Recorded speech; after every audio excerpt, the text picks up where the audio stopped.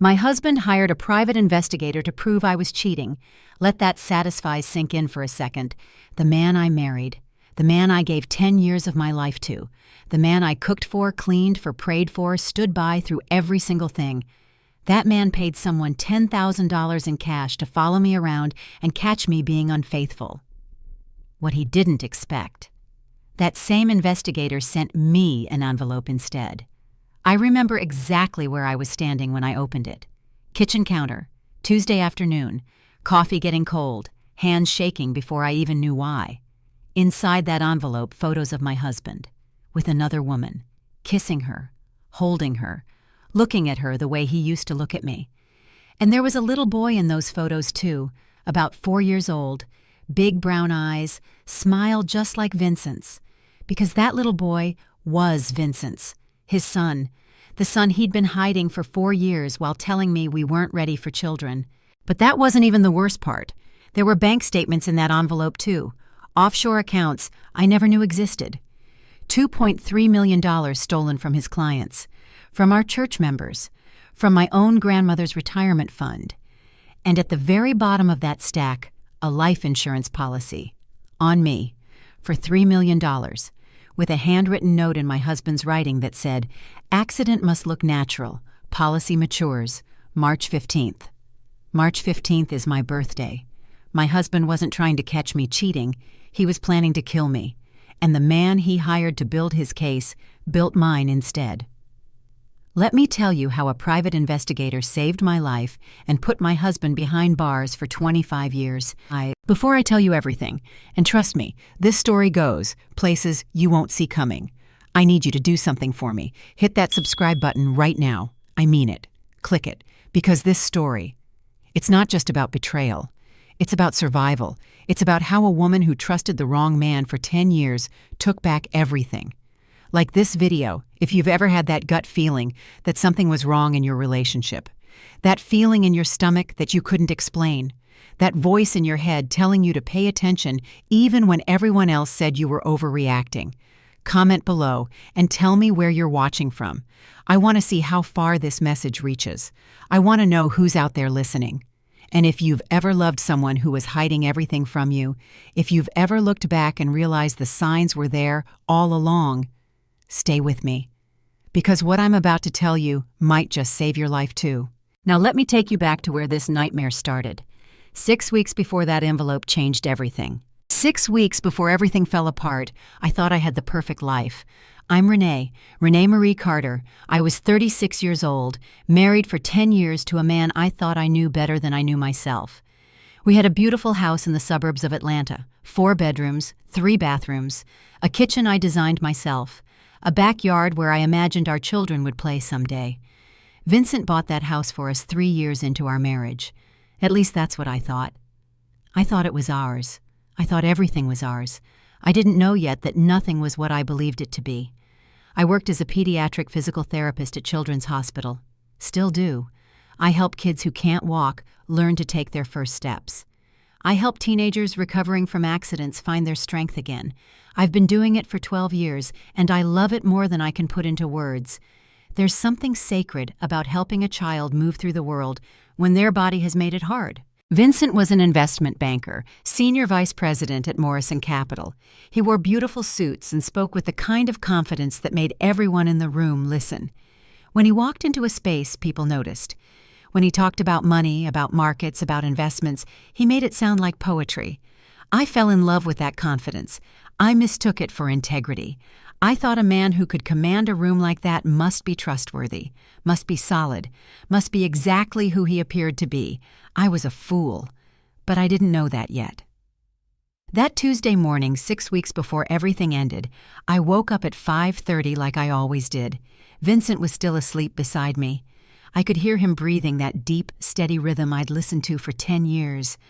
I used to find it comforting. Now when I think about it, I realize I was sleeping next to a stranger the entire time. I got up quietly because Vincent didn't like to be disturbed. He needed his rest, he said. His job was stressful, he said. So I crept out of our bedroom like I was sneaking through my own house, and I went downstairs to start my day. I made coffee, strong the way he liked it. I made breakfast, eggs, turkey, bacon, toast with real butter. I set his plate on the table and covered it to keep it warm because he'd come down whenever he felt like it, and I wanted it to be ready. That was my life. Getting things ready for Vincent. Making sure Vincent was comfortable. Making sure Vincent was happy. What about me? I didn't even think to ask that question. Not then. Not for a long time. Vincent came downstairs around 7. He was already checking his phone before his feet hit the bottom step. His face was locked into that screen like it held all the answers to every question in the universe. I said good morning. He grunted something that might have been words. He sat down. He pulled his plate toward him without looking at me. I asked him if he slept okay. He said fine. One word. Didn't look up. I told him his breakfast was still warm. He said thanks. Still didn't look up. I mentioned that maybe we could plan a weekend away. Just the two of us. Somewhere nice. We hadn't taken a real vacation in 3 years, and I missed him. Even though he was right there in front of me every day, I missed him. Isn't that something, missing someone who's sitting at your own kitchen table? Vincent finally looked up from his phone. Just for a second. And something flickered across his face. Something I couldn't name then, but I recognize now. It was calculation. He was calculating something. Running numbers in his head that had nothing to do with our marriage and everything to do with his plans. He said maybe. After this deal closes. You know how it is. I said I understood. I always understood. I was so good at understanding. So good at waiting. So good at accepting whatever crumbs he dropped on the floor and calling them a feast. He finished eating without another word. He kissed my forehead on his way out. Not my lips, not my cheek. My forehead. Like I was his sister. Like I was his elderly aunt. Like I was anyone except the woman he'd promised to love and cherish. The door closed behind him, and I stood there in my beautiful kitchen, in my beautiful house, and I felt something I couldn't explain, this emptiness that had been growing for months, this silence that filled all the spaces where love used to live. I told myself it was normal. Marriage has seasons, right? That's what everyone says. You go through winters before you get to spring. You weather the hard times and come out stronger.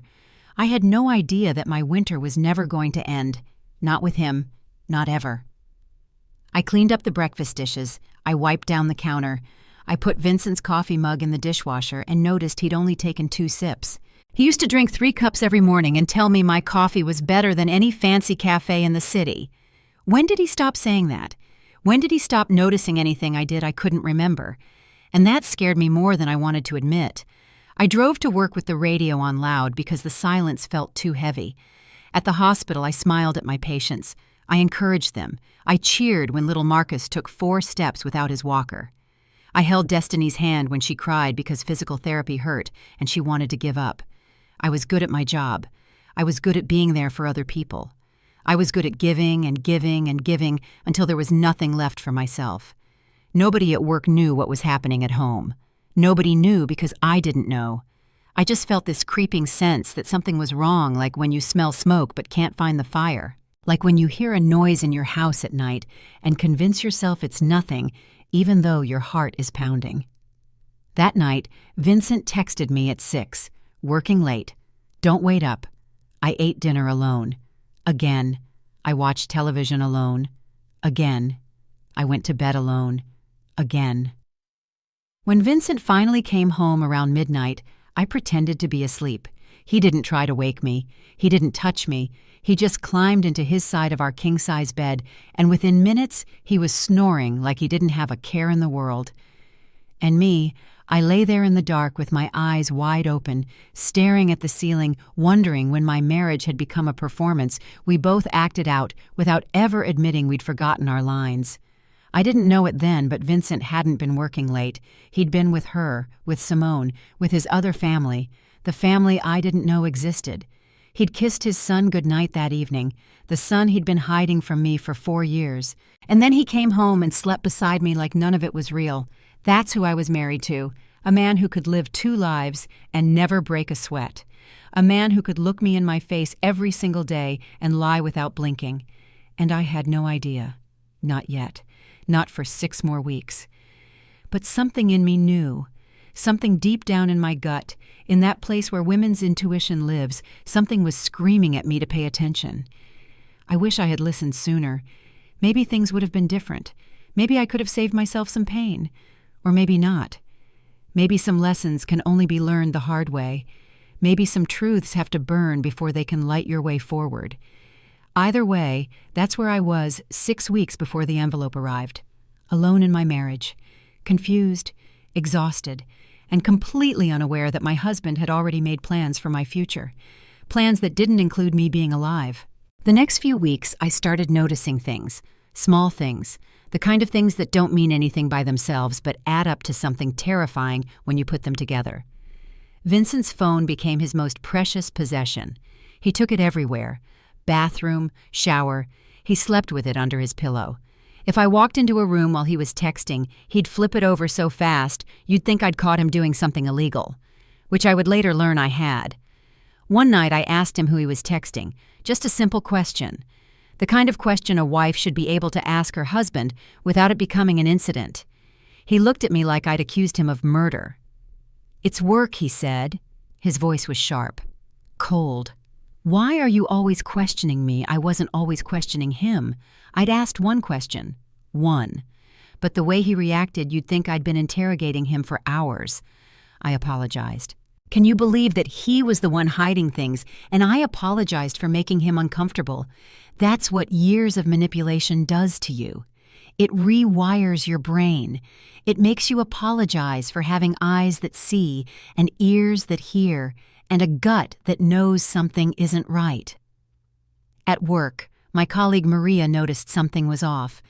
We'd been friends for 7 years. She knew me better than anyone except maybe my grandmother. When she found me crying in the supply closet during my lunch break, she didn't let me brush it off. "Renee," she said, "talk to me. What's going on?" I told her I didn't know. And that was the truth. I didn't have evidence of anything. I just had this feeling, this weight on my chest that wouldn't go away. This sense that my life was built on sand and the tide was coming in. Maria held my hand and said something I'll never forget. Sometimes we know things before we can prove them. Our bodies keep score even when our minds won't admit what's happening. Don't ignore what your body is telling you. She recommended a therapist. Dr. Lisa Williams said she'd helped Maria through her divorce 5 years back. I made an appointment for the following week. I didn't tell Vincent.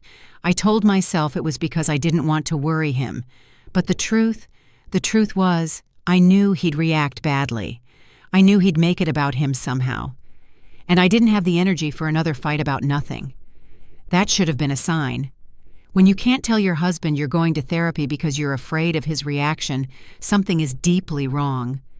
But I wasn't ready to see it. Not yet. My first session with Dr. Williams changed something in me. She had this calm energy, this way of asking questions that made you feel like your answers mattered. Like you mattered. She asked me about my marriage. I told her the facts. 10 years, no children. Husband works in finance. Nice house, nice life. She said that's what your life looks like. What does it feel like? And I burst into tears. Right there in her office. Tears I didn't even know I'd been holding back. Tears that had been building up for months, maybe years. It feels lonely, I said when I could finally speak. It feels like I'm married to a ghost. He's there, but he's not there. He looks at me, but he doesn't see me. We sleep in the same bed, but we haven't been intimate in 6 months. 6 months. I hadn't admitted that out loud before. Hadn't let myself count the days since my husband had touched me like he wanted me. Dr. Williams asked if I'd talked to Vincent about how I felt. "I've tried," I said. "But every time I bring it up, he turns it around. Makes me feel like I'm being needy, like I'm asking for too much, like the problem is me wanting too much instead of him giving too little." She nodded slowly. "That's a manipulation technique," she said. "It's called deflection. Instead of addressing your concerns, he makes you question whether you have the right to feel them." Manipulation. That word hit me like a punch to the chest. Was that what was happening? Was I being manipulated? I couldn't accept it. Not fully. Not yet. Vincent was a good man, a deacon at our church. Everyone respected him. He couldn't be manipulating me. Could he? Dr. Williams gave me homework. She asked me to keep a journal, write down the things that bothered me, even the small ones, track patterns, document how conversations went, see what emerged. I started that night. After Vincent went to sleep, I sat in our home office with a notebook and started writing. Day 1. Asked Vincent about his day. He said fine. Didn't ask about mine. Checked his phone 14 times during dinner. Said he was tired and went to bed early. Didn't say goodnight. It sounds so simple when I write it out. So small. But these small things, every single day, they build a prison around you so slowly you don't notice until you can't move anymore. Day 3. Vincent came home smelling like perfume. Not mine. Something floral, sweet, expensive. I asked if he'd been somewhere nice for lunch. He said just the office. Didn't explain the smell. I didn't push. Why didn't I push? Because every time I questioned anything, it became a fight. And I was so tired of fighting for scraps of attention from a man who'd promised to love me forever. Day 5. Found a receipt in Vincent's jacket. I wasn't snooping. I was doing laundry because I did all the laundry because I did all the everything.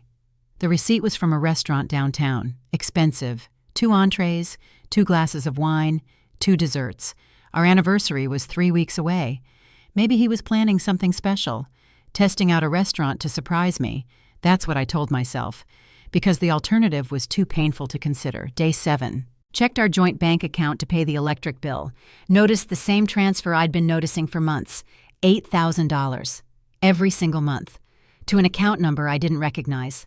I'd asked Vincent about it before. He'd said it was an investment account.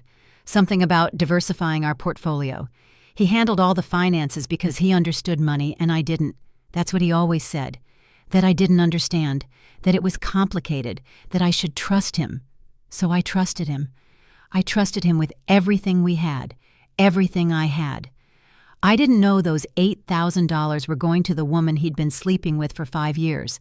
I didn't know he was paying child support for a son I didn't know existed. I didn't know I was funding his entire second life without having any idea it was happening. $8,000 a month for 4 years. That's $384,000.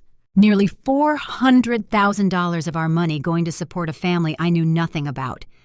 And I was worried about being too needy, about asking for too much, about making him uncomfortable with my questions. The irony burns. It still burns.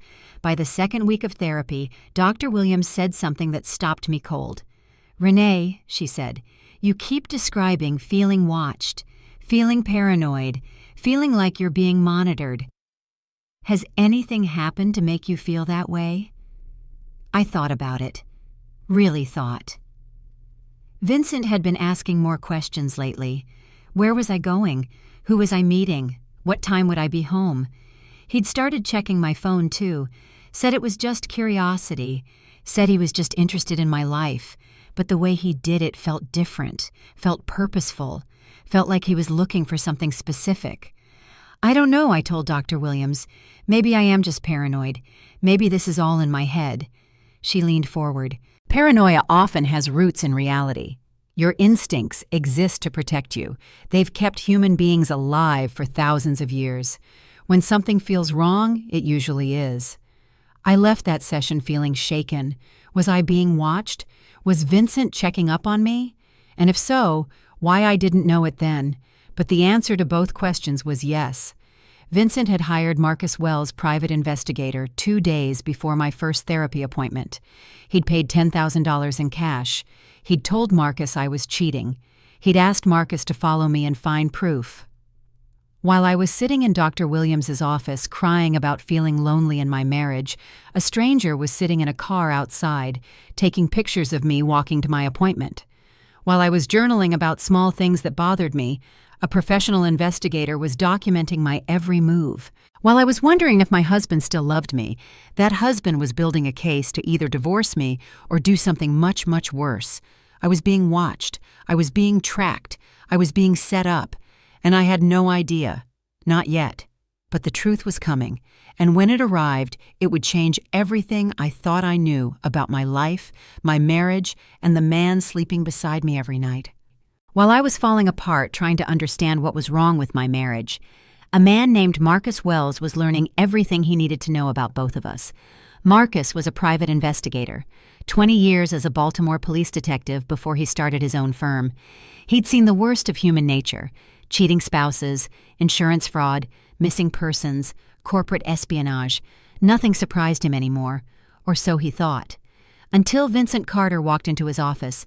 I didn't know Marcus then, didn't know he existed, but he would later tell me everything about that first meeting with my husband, every detail. And when I heard it, so many things finally made sense. Vincent had sat across from Marcus in his modest office and explained that his wife was cheating. He said I'd been acting strangely, going to secret appointments, hiding things, being defensive when he asked simple questions. Marcus asked what made Vincent so sure I was unfaithful. Vincent said he could feel it. Said a man knows when his woman is stepping out. Said he just needed proof so he could divorce me without losing everything he'd worked for. Marcus asked if Vincent had a specific person in mind, a name, a suspect. Vincent said no. That's why he needed a professional. Then Vincent did something that made Marcus's investigator instincts start tingling. He paid the $10,000 retainer in cash. Cash means no paper trail, no record. Most people who hire investigators pay with checks or credit cards. They want documentation for divorce proceedings. They want receipts. But Vincent wanted nothing on record. He wanted this investigation to exist in shadows. Marcus noticed something else during that meeting. Vincent checked his own phone constantly, flipping it face down whenever Marcus glanced at it, getting distracted by notifications, excusing himself twice to handle something urgent. For a man accusing his wife of sneaking around Vincent was acting awfully sneaky himself. Marcus took the case, but he also made a decision that would eventually save my life. He decided to follow the evidence wherever it led, even if it led somewhere his client didn't want him to go. For 2 weeks, Marcus followed me. He watched me leave for work in the morning. He sat in the hospital parking lot while I spent my days helping children learn to walk again. He followed me to the grocery store, to the dry cleaner, to my grandmother's assisted living facility. He watched me go to therapy and sit in Dr. Williams' office for 50 minutes every Tuesday and Thursday. He documented my entire routine, and he found nothing. I was exactly what I appeared to be: a hardworking woman, a devoted wife, a loving granddaughter. I went to church on Sundays. I had lunch with friends from work. I visited Big Mama and brought her flowers and sat with her for hours talking about nothing and everything. I never met any man, never had any suspicious phone calls, never did anything that suggested I was being unfaithful in any way. Marcus told me later that I was one of the most boring surveillance subjects he'd ever had. He meant it as a compliment. He said my life was so clean it was almost suspicious in itself because nobody is that consistent. But I was. I was that consistent because I had nothing to hide. Because I was exactly who I said I was. Because despite everything that was wrong in my marriage, I had never once considered breaking my vows. That's the thing about being faithful to someone who's betraying you. You keep your promises, even when they've already broken theirs. You stay loyal to a person who doesn't deserve your loyalty. You protect a marriage that's already dead because you don't know yet that the other person killed it years ago. After 2 weeks of watching me do nothing wrong, Marcus started to wonder about his client. In his experience, when a spouse was obsessively convinced their partner was cheating, despite no evidence, it usually meant one of two things. Either they were deeply insecure to the point of paranoia, or they were projecting their own guilt onto their partner. Marcus had a rule. When the subject is clean, investigate the client. So he started watching Vincent. And that's when everything changed.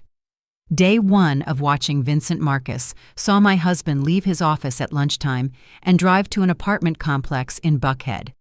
Nice building, expensive, the kind of place that cost $5,000 a month or more. Vincent had a key. He let himself in like he belonged there. He stayed for 2 hours. Marcus ran the plates on Vincent's car. Clean, nothing unusual. But then he noticed something. Vincent had 2 phones. One he used openly, checking it in public answering calls from work. And another one he kept in his jacket pocket, only pulling it out when he thought no one was watching. 2 phones. In Marcus's experience, 2 phones meant 2 lives. Day 2, Marcus tracked down information on the Buckhead apartment. It was leased to a woman named Simone Ashford. He cross-referenced the name and found her. She worked at Morrison Capital. Same company as Vincent. She'd started as his administrative assistant 6 years ago. Now she was listed as Special Projects Coordinator.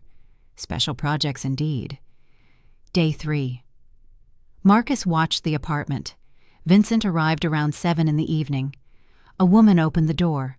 Pretty, early 30s. And beside her was a little boy. The boy ran to Vincent, threw his arms around his legs, called him Daddy. Marcus took pictures, dozens of them. Vincent hugging the child, Vincent kissing the woman, Vincent sitting on the couch with the boy in his lap, reading him a story like any father would. Day 4, Marcus obtained records. Birth certificate for the child. Vincent Darnell Carter, Jr., born 4 years ago. Father listed Vincent Darnell Carter. Mother listed Simone Ashford. My husband had a son he'd been hiding for 4 years.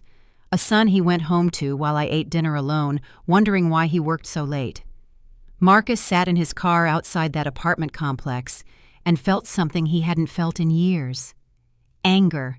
Pure, righteous anger. Because he'd met men like Vincent before.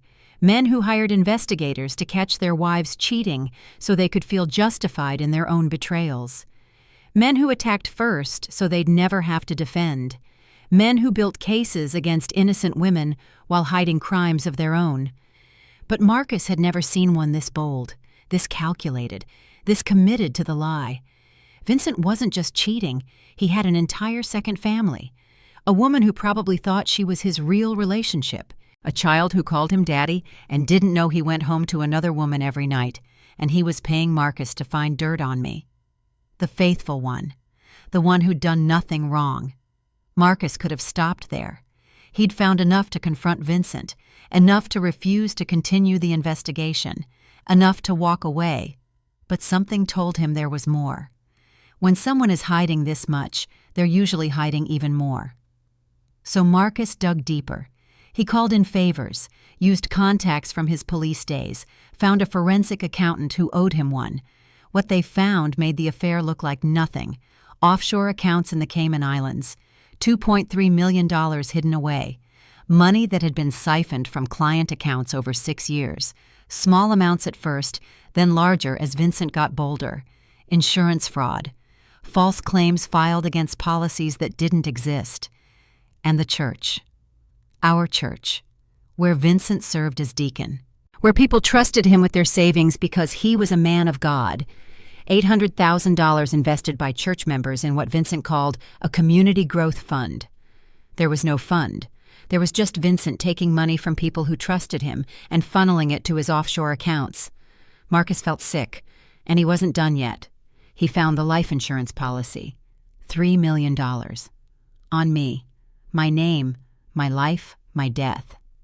Vincent was the sole beneficiary. He'd taken out the policy 2 years ago. Forged my signature because I'd never signed anything like that. The policy had a maturity date, March 15th, my birthday. And there was a clause, double payout for accidental death. Marcus pulled bank records showing Vincent had been researching accidental death statistics and insurance investigation procedures. He'd been reading about how insurance companies investigate claims, how to make things look convincing. Then Marcus found the note. Vincent used a shredder at his office, but it wasn't a cross-cut shredder. Marcus's tech guy could reconstruct straight-cut shreds if there were enough pieces. There were enough pieces. The note was in Vincent's handwriting. It said, "Accident must look natural. Policy matures." March 15th, after birthday dinner. Marcus read those words 3 times. Then he picked up his phone and made a call to his former partner, Detective Karen Shaw, Financial Crimes Unit. He told her what he'd found. All of it. The affair, the embezzlement, the fraud, and the life insurance policy on an innocent woman who had no idea her husband was planning to kill her. Karen listened without interrupting.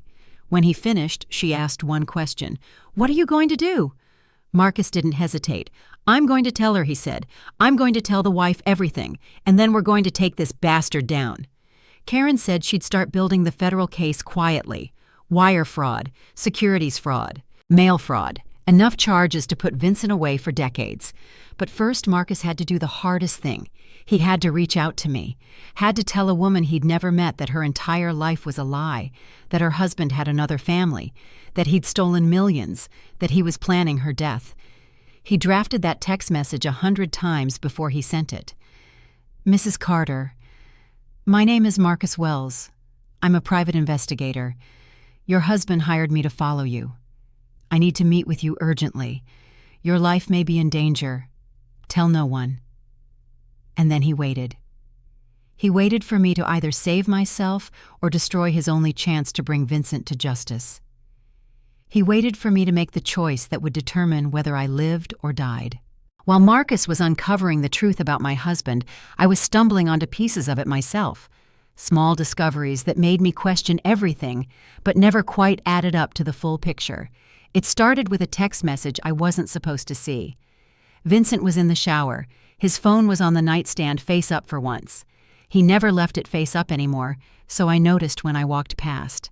The screen lit up with a notification. I didn't mean to read it, but it was right there, glowing in our dim bedroom. VJ, Mrs. Daddy, when are you coming? The phone locked before I could see who sent it. VJ. Who was VJ? I didn't know anyone with those initials. Vincent didn't have any friends or family members who went by VJ. I told myself it was probably a work thing, a client with a nickname, something innocent that I was overthinking. But the name stayed with me. VJ Mrs. Daddy. Those words played on repeat in my mind like a song I couldn't shake. I didn't ask Vincent about it. Didn't mention what I'd seen, because I already knew how it would go. He'd get defensive. He'd accuse me of snooping. He'd turn it around until somehow I was the one apologizing. So I kept quiet, added it to the list of things that didn't make sense, but weren't worth fighting about. The next discovery was money. I'd been tracking the $8,000 monthly transfers for weeks, every month like clockwork, to an account number I didn't recognize. One night after Vincent went to bed, I logged into our joint account and really looked, not just at the transfers, but at everything. What I found made my stomach turn. The transfers weren't just $8,000 a month. There were other withdrawals too. Cash, large amounts, $5,000 here, $3,000 there, $10,000 last month alone. Where was this money going? We had the same lifestyle we'd always had. Same house, same cars, same bills. If Vincent was spending an extra $20,000 or $30,000 a month, where was it going? I checked his credit cards, or the ones I had access to anyway. Nothing unusual. The same charges he always had: gas, groceries, business dinners. But that was the problem. Those charges were the same, but the cash withdrawals were new and huge and completely unexplained. I wanted to ask him. I wanted to sit him down and demand answers. But something stopped me. Fear. I was afraid. Afraid of what he'd say. Afraid of what he wouldn't say. Afraid of confirming what my gut was already screaming. So I wrote it down in my journal instead. Added it to the list. Kept collecting evidence I didn't know I'd need. The third discovery was the insurance mail. It arrived on a Tuesday afternoon. I got home before Vincent for once, and I brought in the mail like I always did. Bills, junk mail, a catalog I never ordered, and a thick envelope from Continental Life Insurance, addressed to Vincent. I didn't open it. I never opened his mail. That was his boundary, his privacy, and I respected it, even as he violated mine in 100 different ways. But I noticed the return address. Life insurance. We had life insurance through his job. Why would he be getting mail from a separate company? When Vincent came home, I handed him the stack of mail. "You got something from an insurance company," I said. "Is everything okay?" He grabbed the envelope so fast I barely saw him move. "Just work stuff," he said. "Benefits update. Nothing important." He took it to his office. I heard the shredder running a few minutes later. Why would you shred a benefits update? Why would you hide it? Why would you look at your wife with fear in your eyes when she handed you your own mail? I didn't know the answer then. But I would. That envelope contained information about a $3 million life insurance policy on me that I never signed. That would pay out to Vincent if I died. He shredded it because he didn't want me to know I was worth $3 million dead. He looked scared because he thought I might ask questions, might start digging, might figure out what he was planning. I didn't figure it out. Not yet. But the fear in his eyes stayed with me, settled into my bones. made me watch him differently. Something had changed in our house. Something had shifted. The air felt different, heavier, like a storm was coming, and I was the only one who couldn't see the clouds. 2 days later, everything got worse. Vincent started asking questions. Where had I been? Who had I talked to? What had my therapy sessions been about? Why was I keeping secrets from him? I wasn't keeping secrets. I was going to therapy because I was unhappy. I was talking to Maria because I needed a friend. I was trying to understand why my marriage felt like a prison I didn't remember entering. But Vincent made it sound like I was the one hiding things, like I was the one being deceitful, like my pain was a betrayal of him instead of a response to him. He went through my phone one night while I was showering. I came out and found him sitting on the bed scrolling through my messages. "What are you doing?" I asked. "Just checking," he said. "Making sure everything's okay. Making sure what's okay." He didn't answer, just handed my phone back and looked at me with this expression I couldn't read. "Who's Maria?" he asked. "You text her a lot. She's my friend," I said. "From work. You've met her, have I?" "Yes. At the Christmas party. And at my birthday last year. She brought the cake." He nodded slowly. "Right. The cake." But he didn't remember. Or he pretended not to remember. And I realized he'd never paid attention to my life at all, never cared about my friends or my work or anything that mattered to me. I was furniture to him, a prop in his life, something to use and display and discard when it was no longer convenient. That night, I couldn't sleep. I lay in bed beside him and felt like I was sleeping next to a stranger. Worse than a stranger, a threat. I kept hearing Dr. Williams' voice. Paranoia often has roots in reality. Your instincts exist to protect you. My instincts were screaming, but I didn't know what they were trying to tell me. 3 days later, I got my answer. I was in the kitchen doing dishes. Vincent was supposedly working late again. The house was quiet, empty in that way it always felt now. My phone buzzed on the counter. Unknown number. I almost didn't look. Probably spam. A scam about my car's extended warranty. Something to delete and forget. But something made me pick it up. That same instinct that had been nagging me for weeks. The text was short, direct, terrifying. "Mrs. Carter, my name is Marcus Wells. I'm a private investigator. Your husband hired me to follow you. I need to meet with you urgently. Your life may be in danger. Tell no one." I read it 3 times. A private investigator. Vincent hired someone to follow me, to investigate me, to find evidence of something I'd never done. My first instinct was to call Vincent, to confront him, to demand an explanation for why he would spy on his own wife when I'd never given him any reason to doubt me. But then I read the last 2 sentences again. Your life may be in danger. Tell no one. My life. In danger. From what? From whom? The answer was obvious. I just couldn't accept it yet.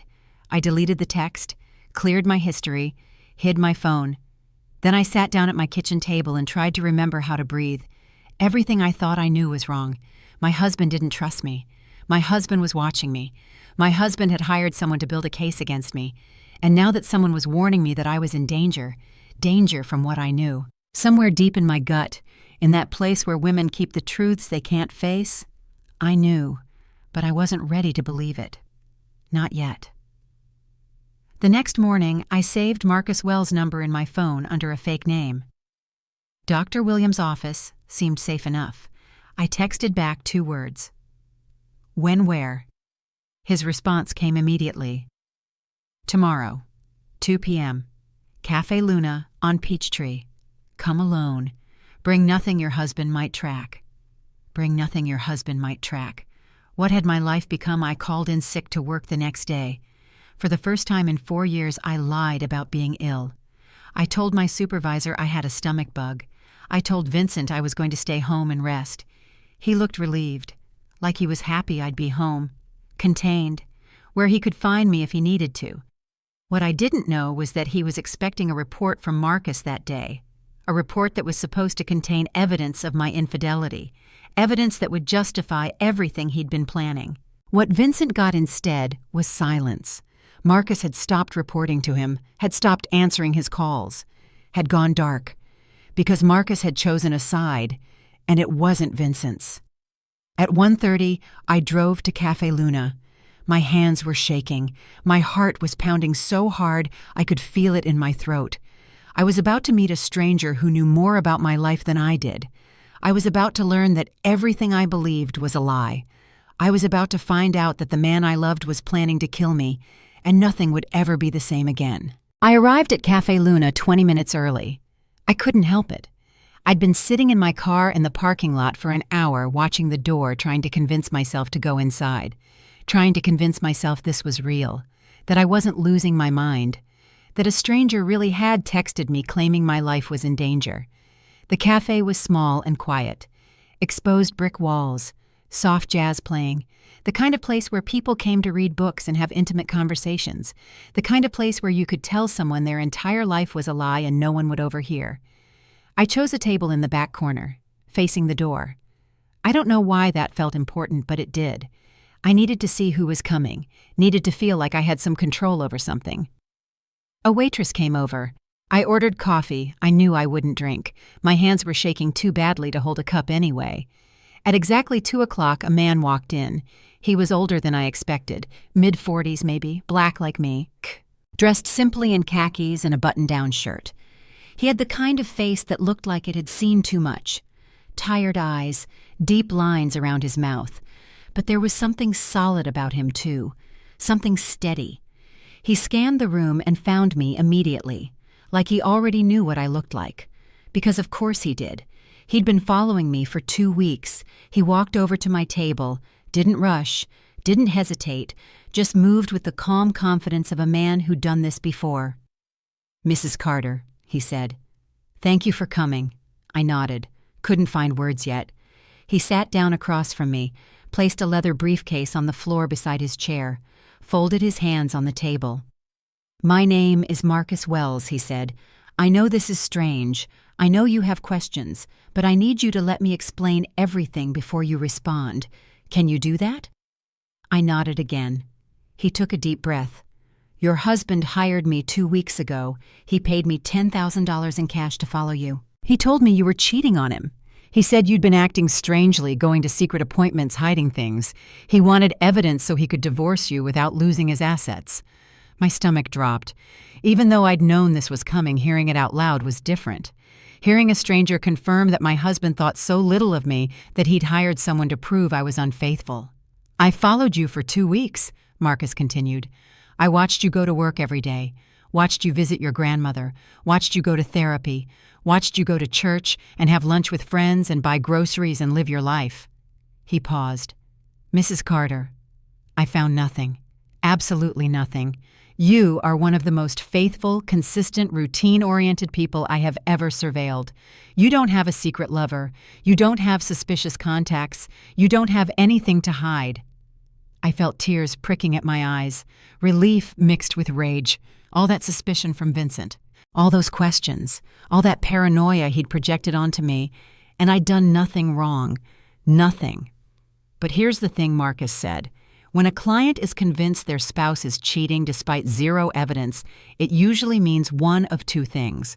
Either they're deeply paranoid, or they're projecting their own guilt." He reached down and opened his briefcase. "So I started investigating your husband." He pulled out a folder, thick, heavy, the kind of folder that holds the weight of ruined lives. "What I found, Mrs. Carter, I need you to prepare yourself. This is going to be difficult to hear." I gripped the edge of the table, steadied myself. "Show me," I said. "Show me everything." He opened the folder, and my world ended. But here's what I didn't know yet, what I couldn't have imagined as I sat in that cafe with my heart breaking. The evidence Marcus showed me that day was just the beginning. What we would uncover over the next few weeks, what would come out during Vincent's trial, what his mistress would reveal on the witness stand, that would be even worse. So much worse. But I'm getting ahead of myself. Let me tell you what was in that folder first. The first thing Marcus pulled out was photographs. He spread them across the table like playing cards. Each one a piece of evidence. Each one a nail in the coffin of everything I thought I knew.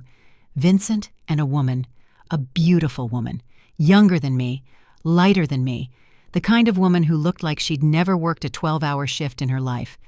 They were at a restaurant in the first photo, holding hands across the table, looking at each other the way Vincent used to look at me, back when he still saw me, back when I was still real to him.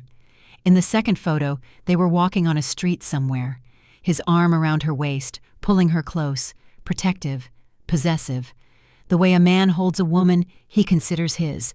In the third photo, they were kissing, right there on a sidewalk in broad daylight, not hiding, not ashamed, just two people in love, or what passed for love in Vincent's world.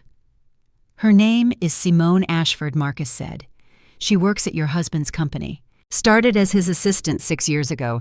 They've been in a relationship for at least 5 years. 5 years. 5 years of my marriage had been shared with another woman. 5 years of late nights and business trips and working weekends. 5 years of lies so constant they'd become background noise. I couldn't breathe, couldn't think, could only stare at those photos and wonder how I'd missed something so obvious. But there's more, Marcus said. And his voice was gentle now, like he was handling something fragile, like he knew the next thing he showed me would break me completely. He pulled out another photo. This one had a child in it, a little boy, maybe 4 years old, big brown eyes, chubby cheeks, a smile that looked exactly like Vincent's smile. Exactly, because it was Vincent's smile, on Vincent's face, in miniature. The boy was sitting on Vincent's lap. They were reading a book together, one of those colorful children's books with animals on the cover. Vincent was pointing at something on the page. The boy was laughing. It was the most natural thing in the world. A father and his son, sharing a story, making memories I knew nothing about. His name is Vincent Jr., Marcus said quietly. He's 4 years old. Your husband is listed as the father on his birth certificate. I heard the words. I understood them individually, but my brain couldn't put them together into something that made sense. Vincent had a son named after him, a 4-year-old boy he'd been hiding from me while I begged him for children, while he told me we weren't ready, while he made me feel like wanting a family was asking too much. He had a son, the whole time. He already had what I wanted. He just didn't have it with me. I couldn't hold back anymore. The tears came, silent at first, then harder, my shoulders shaking, my whole body collapsing in on itself. Marcus didn't try to comfort me, didn't offer empty words. He just sat there and let me fall apart, let me grieve the life I thought I had. When I could finally speak again, my voice came out broken. 5 years, I whispered. He's been with her for 5 years. We've been married for 10. I know, Marcus said. He has a son, a 4-year-old son, and I had no idea. I know. How is this possible? How did I not see it? Because he's good at lying, Marcus said simply. Some people are. They build entire separate lives and keep them completely compartmentalized. They look you in the face every single day and lie without blinking. It's not a skill, it's a pathology. I wiped my eyes with a napkin, tried to pull myself together, but the photos were still there, staring up at me. Evidence of a betrayal so complete it took my breath away. Then I remembered something. You said there was more, I said. What else? Marcus hesitated. First time I'd seen him uncertain since he sat down. Mrs. Carter, the affair is painful. What I'm about to show you next is dangerous. I need to know you're ready. I straightened my spine, looked him dead in the eyes. My husband has been lying to me for 5 years. He has a whole other family. I just found out in a coffee shop from a stranger. Whatever else you have, it can't possibly hurt worse than this. Marcus held my gaze for a long moment. Then he nodded. He pulled out financial documents, bank statements, transaction records, numbers and accounts I'd never seen before. Your husband has been stealing money, he said, from his clients, from your church, from your own grandmother, my grandmother, Big Mama, the woman who raised me, who sacrificed everything so I could have a better life. What are you talking about? 3 years ago, your grandmother gave your husband $180,000 to invest for her, money from your grandfather's pension, her entire retirement savings. I remembered that. Big Mama had been so proud, so grateful that Vincent would help her. She'd trusted him because he was family, because he was her granddaughter's husband, because he was a deacon at church. That money doesn't exist anymore, Marcus said. He transferred it to an offshore account in the Cayman Islands, along with $2.3 million he's embezzled from various sources over the past 6 years. $2.3 million. The number didn't even make sense to me. How could Vincent have stolen that much money? Where did it come from? Where did it go? He's been running a Ponzi scheme through your church, Marcus continued, taking investments from members for a, quote, community growth fund that doesn't exist, $800,000 from people who trusted him. I thought about our church, about the families there, about the elderly couples on fixed incomes who tithed faithfully every Sunday, about the single mothers who scraped together every penny to invest in their futures. Vincent had stolen from all of them. The $8,000 that gets transferred from your joint account every month, Marcus asked. That goes to Simone. It's essentially child support. He's been paying it for 4 years, almost $400,000 total. My money, our money, the money I earned working double shifts and missing dinners and sacrificing time with my own grandmother. That money had been going to support his secret family. I felt sick, physically ill, like I might throw up right there in that cafe. But Marcus wasn't done. He reached into the folder one more time, pulled out a document that looked official, legal. This is a life insurance policy, he said. $3 million. On you.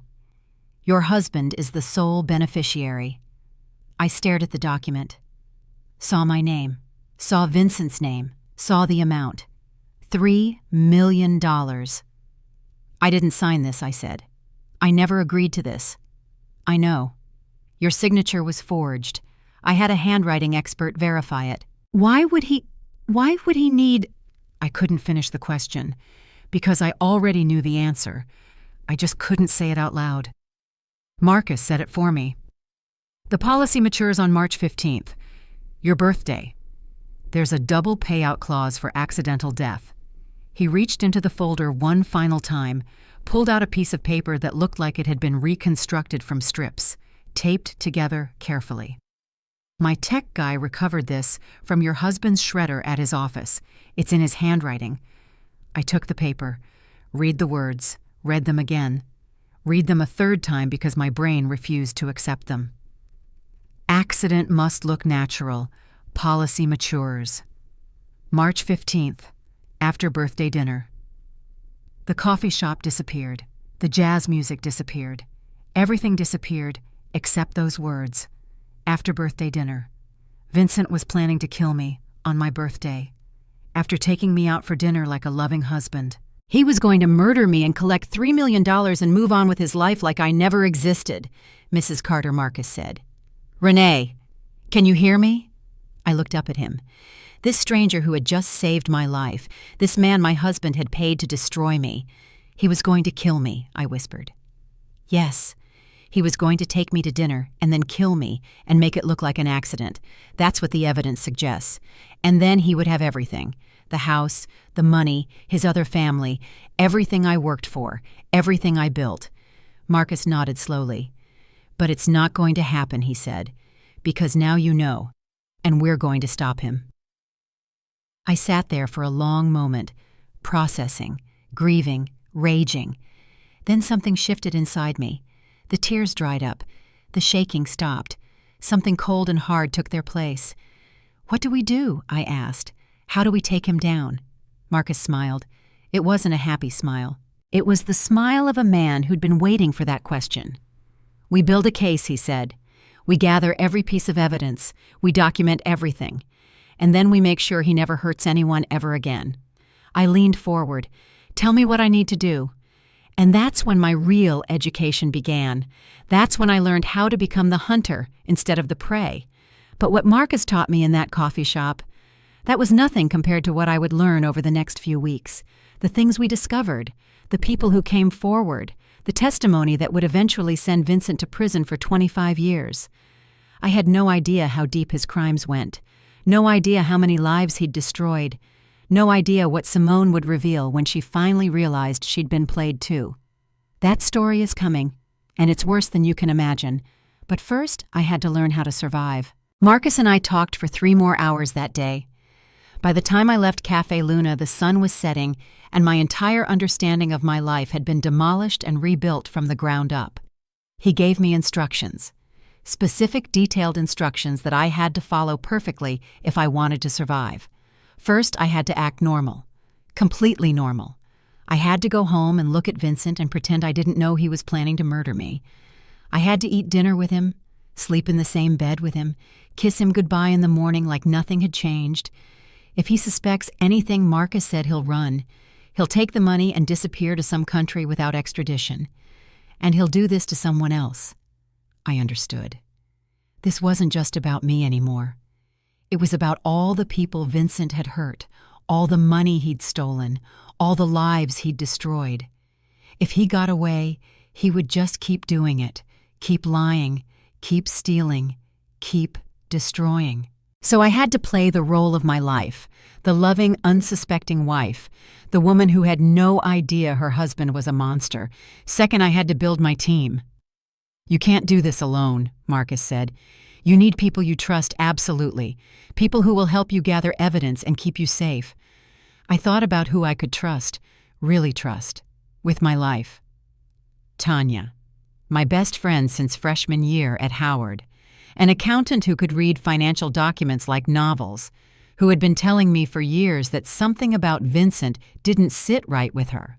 Pat, my friend from church, who had survived her own divorce from a man who turned out to be someone completely different than who he'd pretended to be, who understood what it meant to discover you'd been living a lie. Jasmine, my cousin, a family law attorney who had handled ugly divorces and criminal referrals, who knew how to navigate the legal system and make sure everything was documented properly. And Big Mama, my grandmother, the woman who raised me, who had already been victimized by Vincent without knowing it, who deserved to know the truth about where her money went. These were my people, my sister circle, the women who would help me survive. Third, I had to document everything. From this moment forward, Marcus said, "You're building a legal case. Every conversation with Vincent, write it down afterwards. Dates, times, what was said. If he threatens you, record it. If he acts suspicious, note it.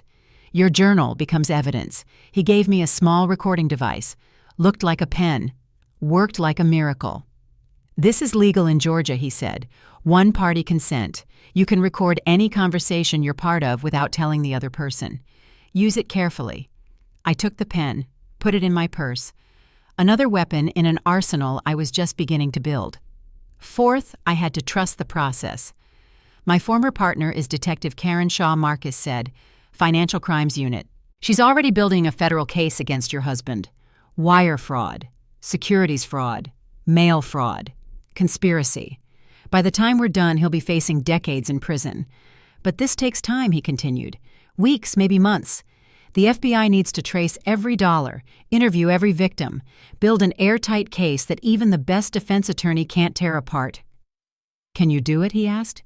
"Can you live with him while we build the case? Can you pretend everything is normal while we prepare to take him down?" I looked at this man who had saved my life, this stranger who had chosen truth over money, integrity over the easy path. "I can do anything to survive," I said. "Watch me." That night, I went home. Vincent was already there sitting on the couch watching television like he didn't have a care in the world. "Hey, baby," he said when I walked in. "Where have you been?" I had my lie ready, rehearsed it in the car the whole way home. "Got stuck at work," I said. "Emergency with one of my patients. Little girl fell during therapy. Had to file an incident report." Vincent nodded. Didn't question it. Didn't seem concerned about me or the imaginary child. "There's leftover Chinese in the fridge," he said. "I already ate. Thanks." I went to the kitchen, stood in front of the refrigerator, looked at the family photos on the door, our wedding picture, vacation in Jamaica, Christmas with my grandmother, all lies. Every smiling face, every happy moment, all of it built on a foundation of deception so complete I still couldn't fully comprehend it. I ate cold lo mein standing at the counter, couldn't sit at the table with him, couldn't make small talk, couldn't pretend that completely. Not yet. When I finally went to bed, Vincent was already asleep, or pretending to be asleep. I lay down beside him and stared at the ceiling until sunrise. This man was planning to kill me, this man I had loved for 10 years. This man who had promised to cherish me until death do us part. He was going to make sure death came early. The next morning I called in sick again. Told Vincent I still wasn't feeling well. He barely acknowledged it. Just kissed my forehead on his way out the door and said he hoped I felt better. The moment his car left the driveway, I started making calls. Tanya first. "Girl, I need you," I said. "Something happened. Something bad. Can you come over?" 20 minutes later, she was at my door. I pulled her inside and told her everything. I watched her face change as I talked. Confusion to shock to fury. By the time I finished, she was pacing my living room like a caged animal. "I'm going to kill him," she said. "I'm going to find him and kill him myself." "No," I said. "We're going to destroy him legally. Make sure he can never do this to anyone else. I need your help with the financial documents." She stopped pacing, took a breath.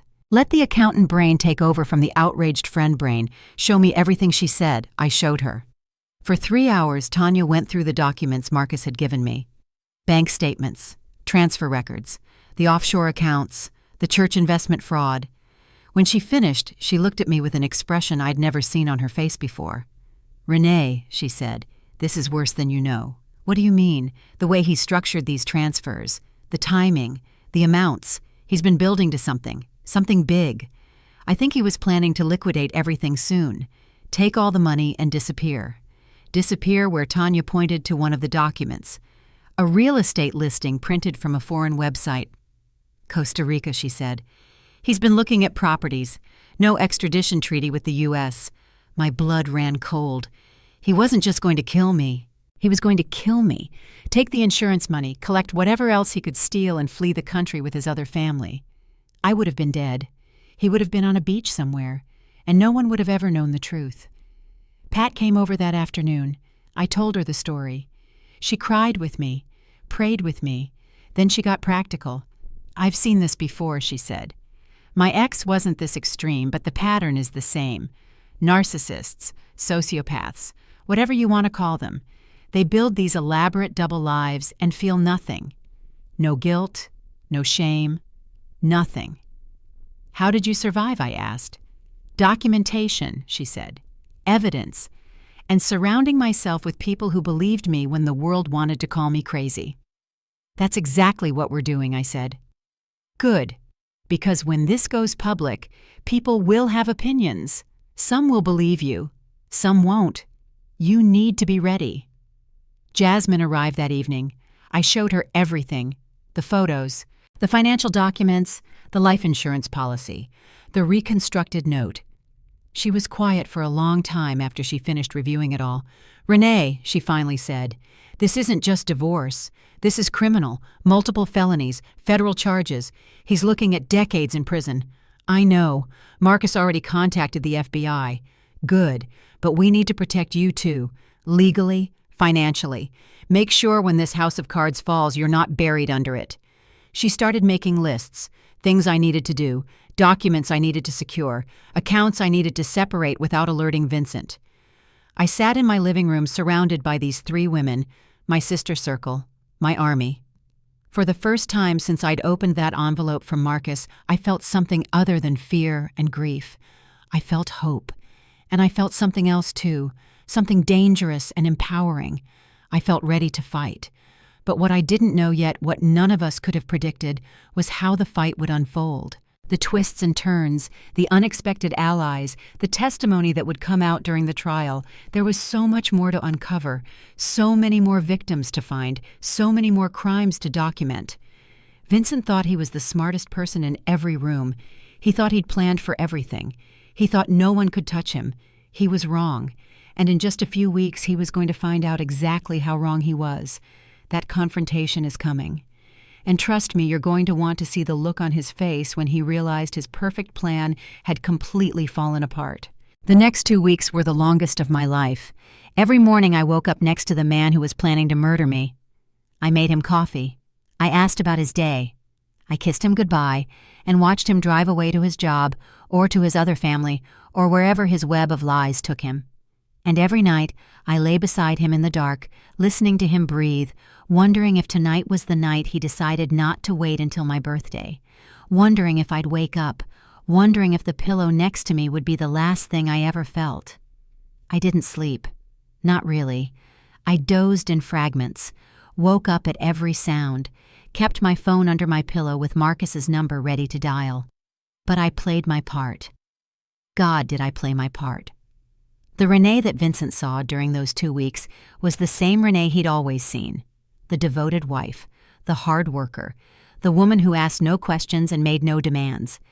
What he didn't see was the recording pen in my purse capturing every conversation. The journal I kept hidden at Big Mama's house documenting every lie he told. The secret meetings with Marcus where I learned just how deep his crimes went.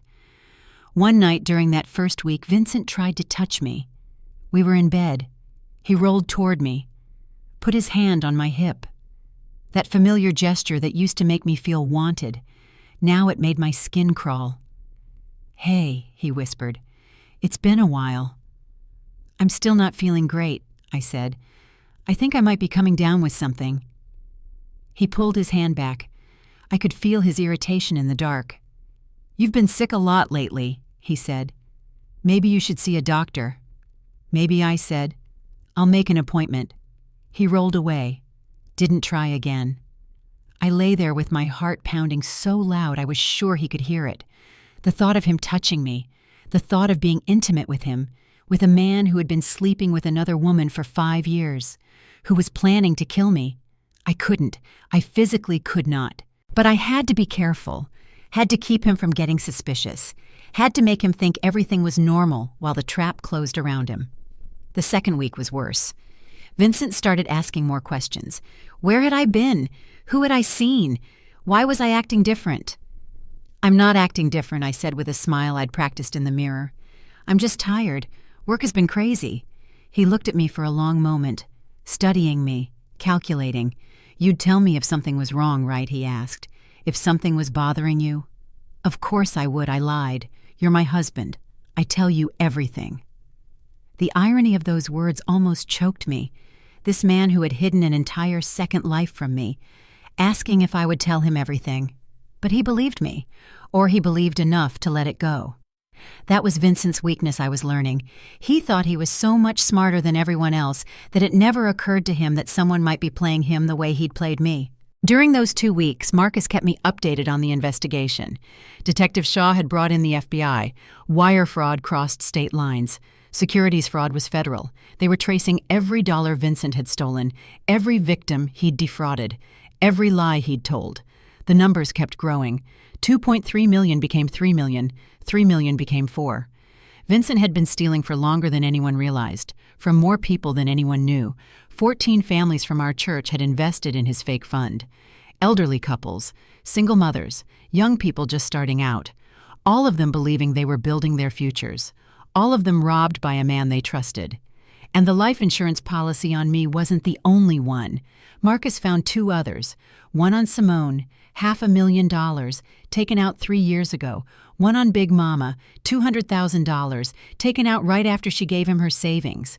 Vincent wasn't just planning to kill me. He was building a portfolio of people to murder for profit, collecting life insurance policies like trading cards.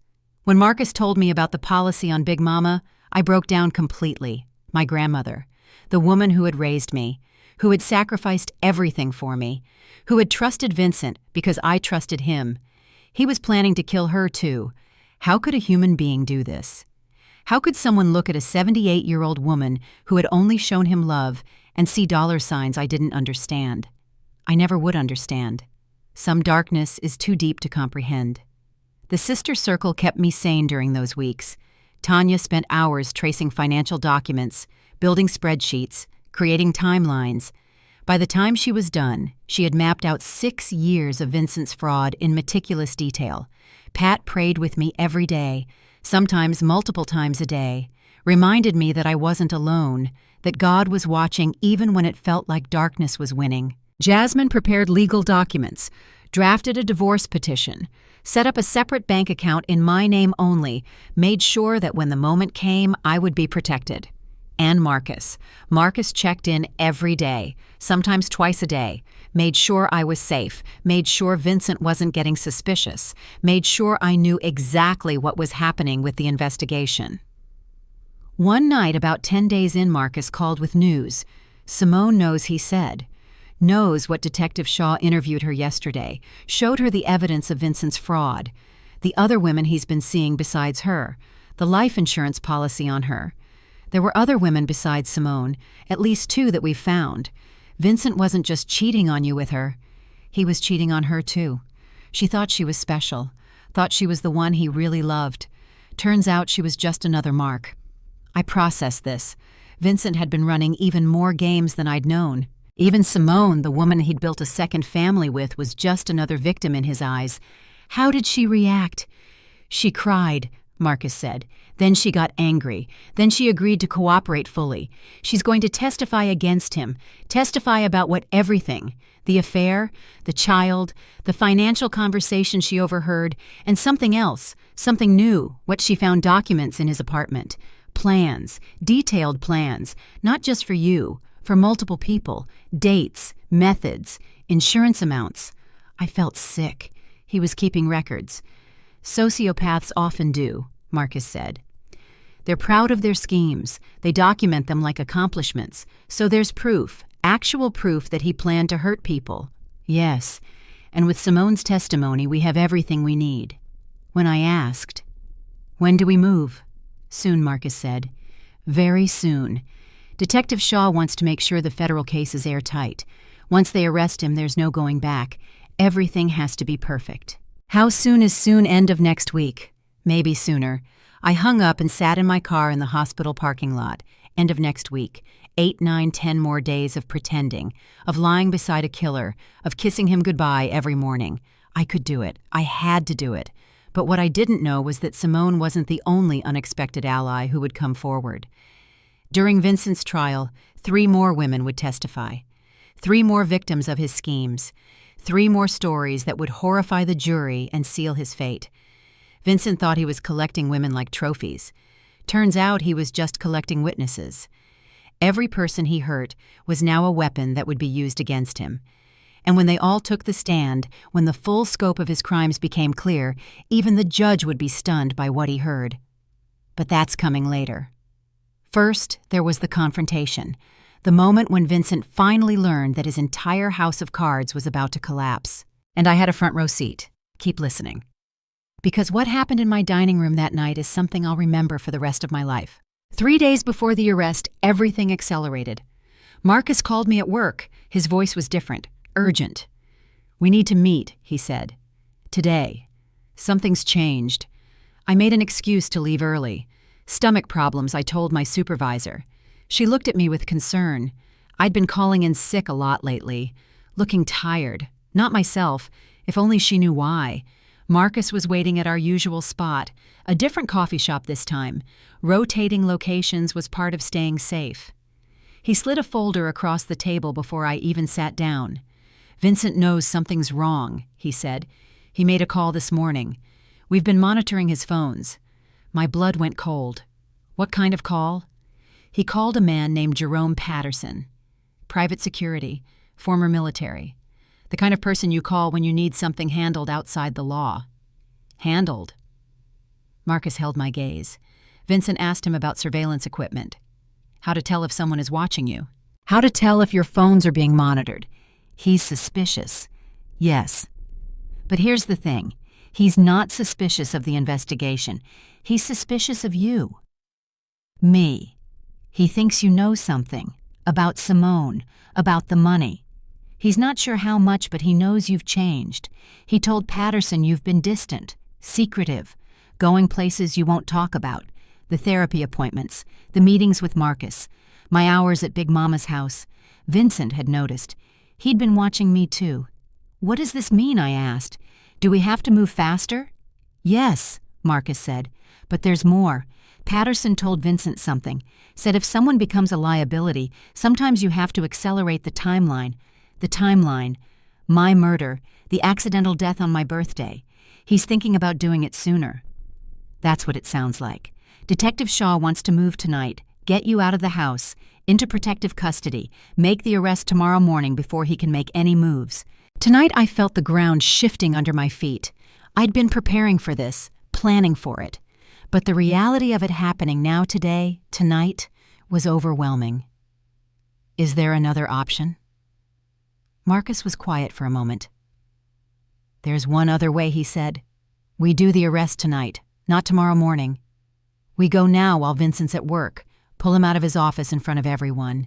Don't give him time to run or plan or do anything stupid. Tonight, I repeated. Tonight. In about 4 hours. Detective Shaw already has the warrant. FBI is ready. It's your call, Renee. You're the one at risk. What do you want to do?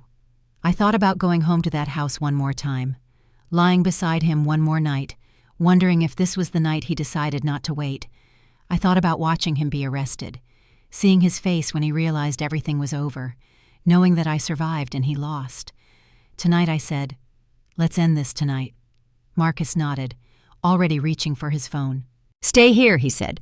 Don't go anywhere. I'll call you when it's done. And Renee? Yes, when they bring him in, you're going to want to see it. Detective Shaw already arranged it. You can watch the interview through the one-way glass. Watch him. Watch him realize it's over. Watch him understand that he's not as smart as he thought he was. Watch everything fall apart. I want that, I said. I want to see his face. You will. Marcus left to make calls.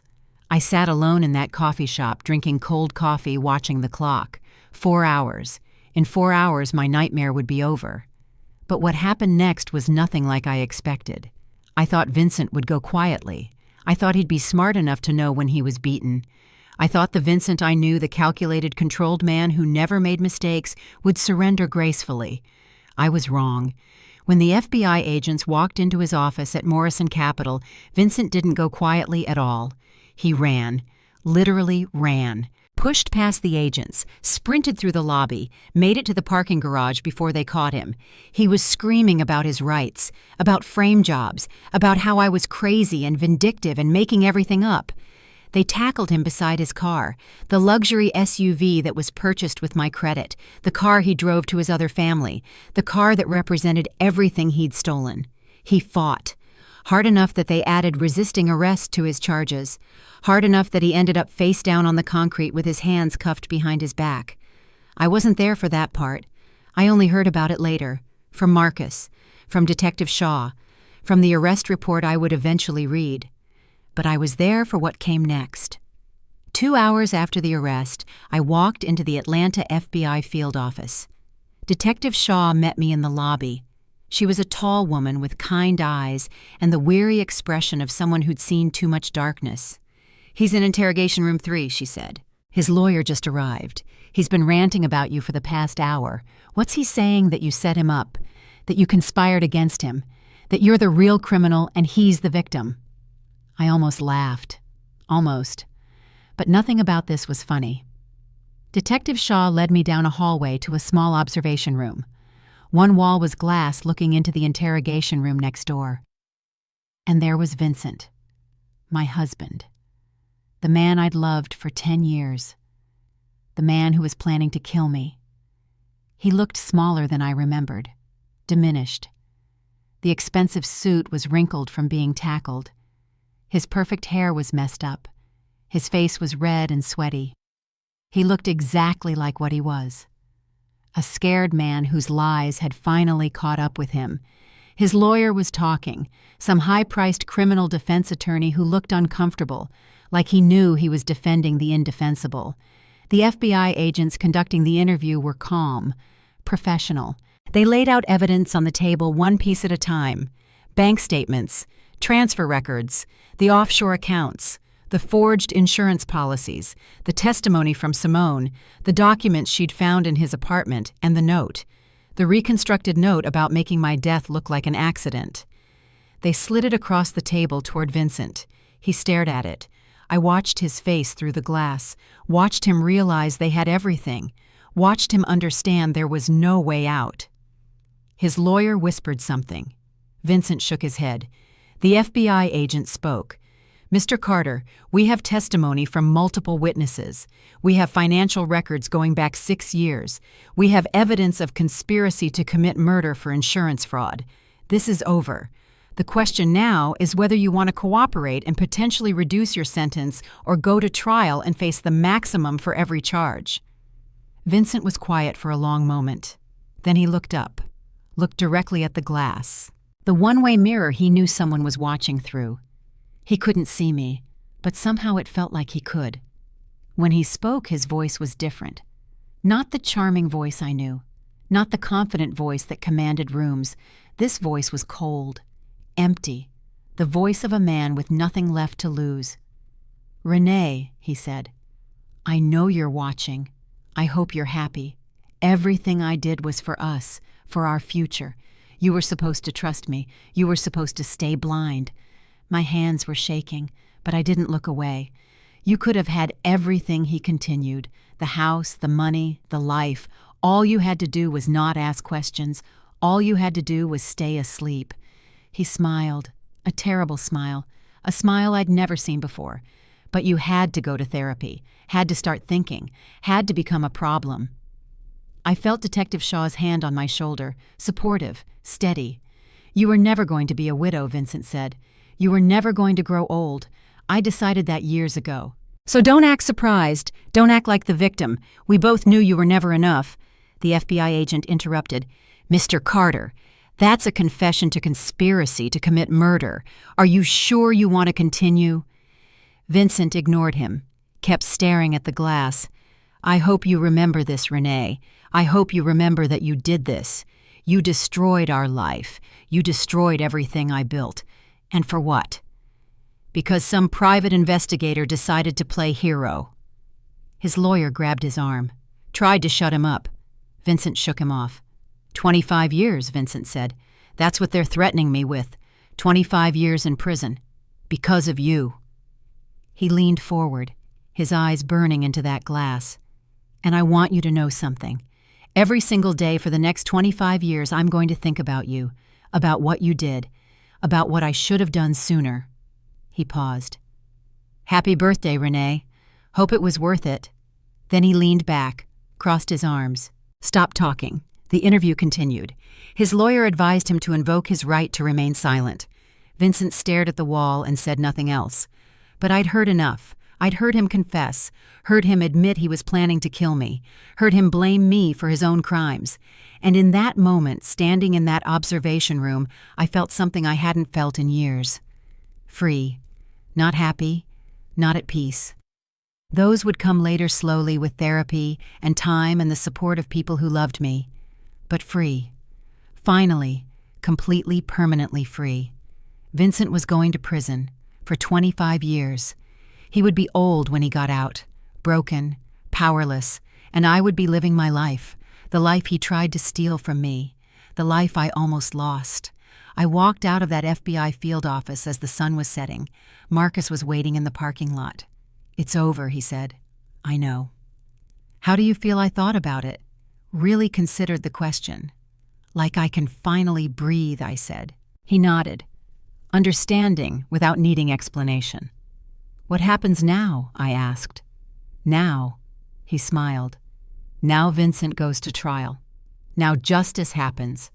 Now you start living again. Justice." I'd heard the word 1,000 times, but I'd never understood what it meant until that moment. Justice was Vincent in handcuffs. Justice was victims getting their money back. Justice was a man who thought he was untouchable, learning that no one is above the law. But the trial was still coming. And what came out during those proceedings, what witnesses revealed, what evidence showed, that would shock even me. Vincent's crimes were deeper than anyone knew. His victims were more numerous than anyone counted. And what he'd planned for his endgame, the full scope of his ambition and cruelty that would leave the jury horrified. That story is next. And I promise you, you're not ready for what you're about to hear. The night Vincent was arrested, I went home one last time, not to stay, just to get what I needed. My clothes, my documents, the few things that were actually mine in a house full of lies. Tanya came with me. So did Pat. They weren't about to let me do this alone. The house was dark when we pulled up, crime scene tape across the front door.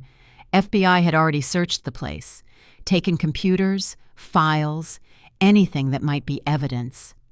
Detective Shaw had cleared me to retrieve personal items. Said the forensic team was done with the house. Said I could take whatever belonged to me. I unlocked the door and stepped inside. The house smelled wrong, empty, like all the lies had finally evaporated, leaving behind nothing but stale air and bad memories.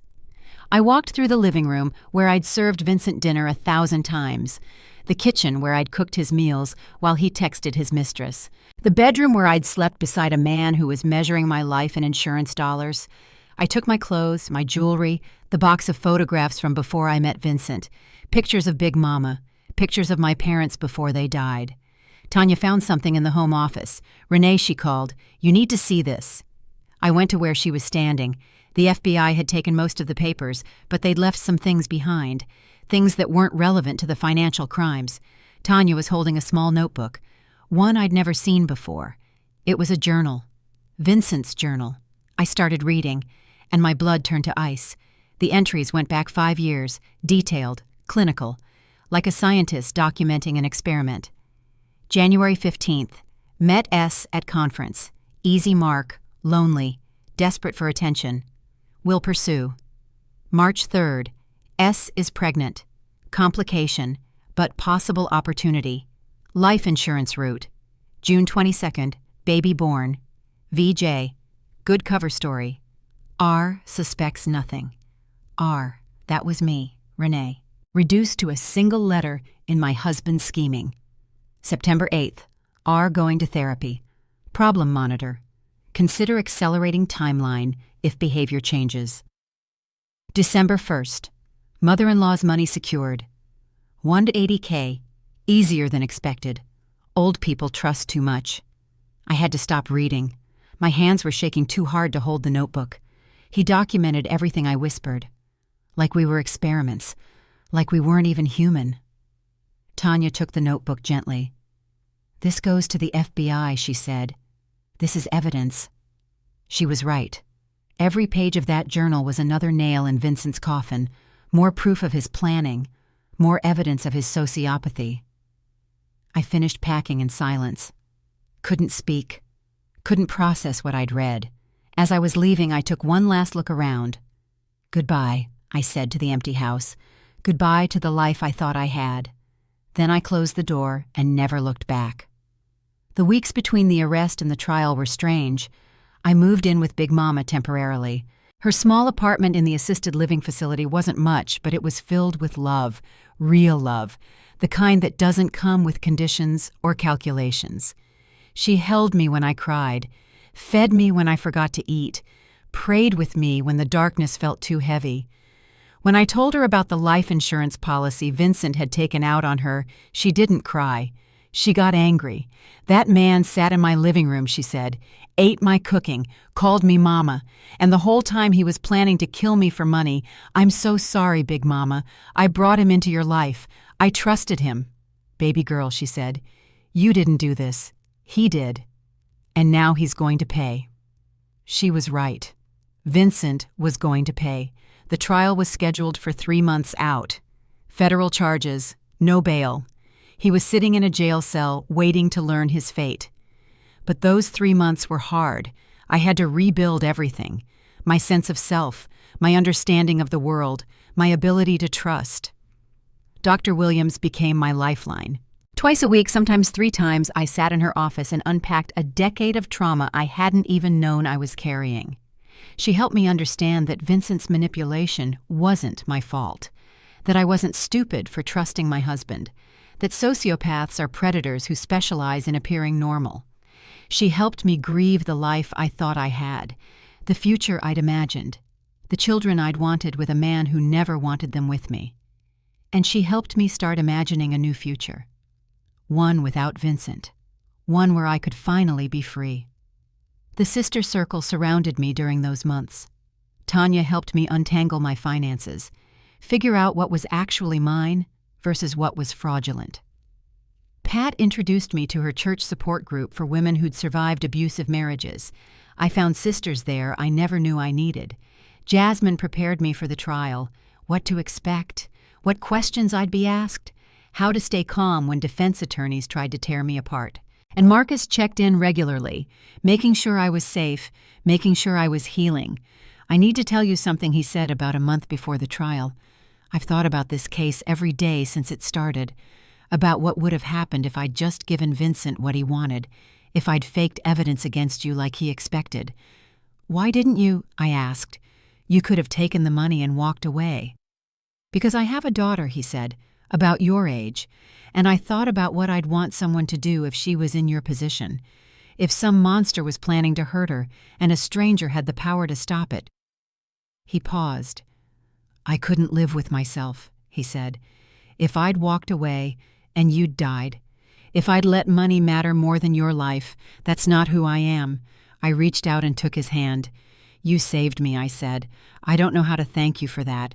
"You don't have to thank me," he said. "Just live. Live the life he tried to take from you. That's all the thanks I need."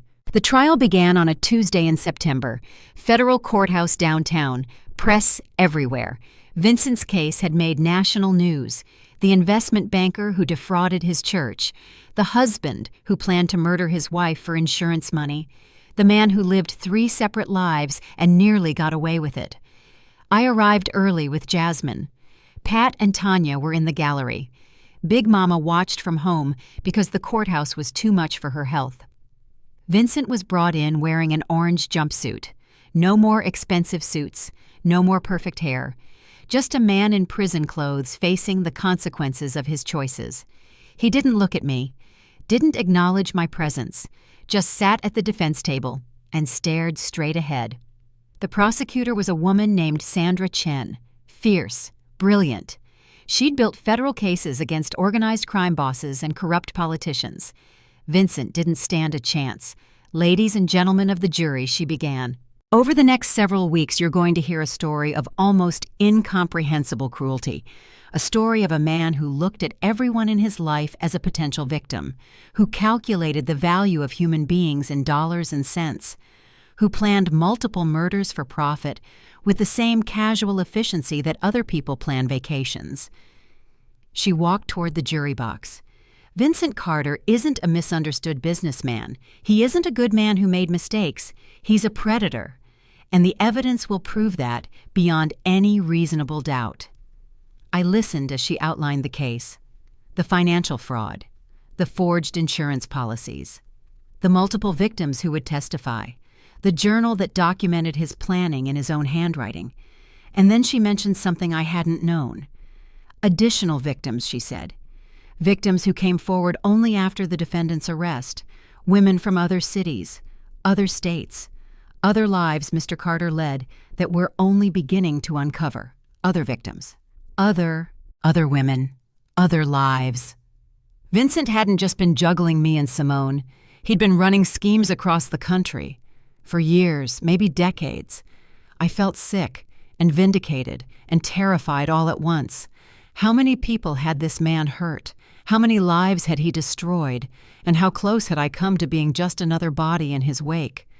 The trial would answer some of those questions. Witnesses would take the stand and tell their stories. Evidence would be presented that would make the jury gasp. But what happened next? What came out during those weeks of testimony?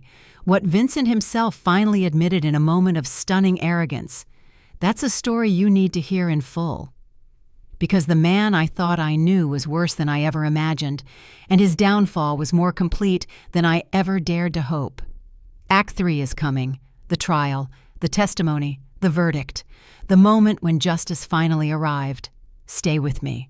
Because the best part of this story is watching him lose everything, and I promise you he lost everything. The trial lasted 3 weeks. 3 weeks of testimony, 3 weeks of evidence, 3 weeks of watching the man I married be exposed for exactly what he was.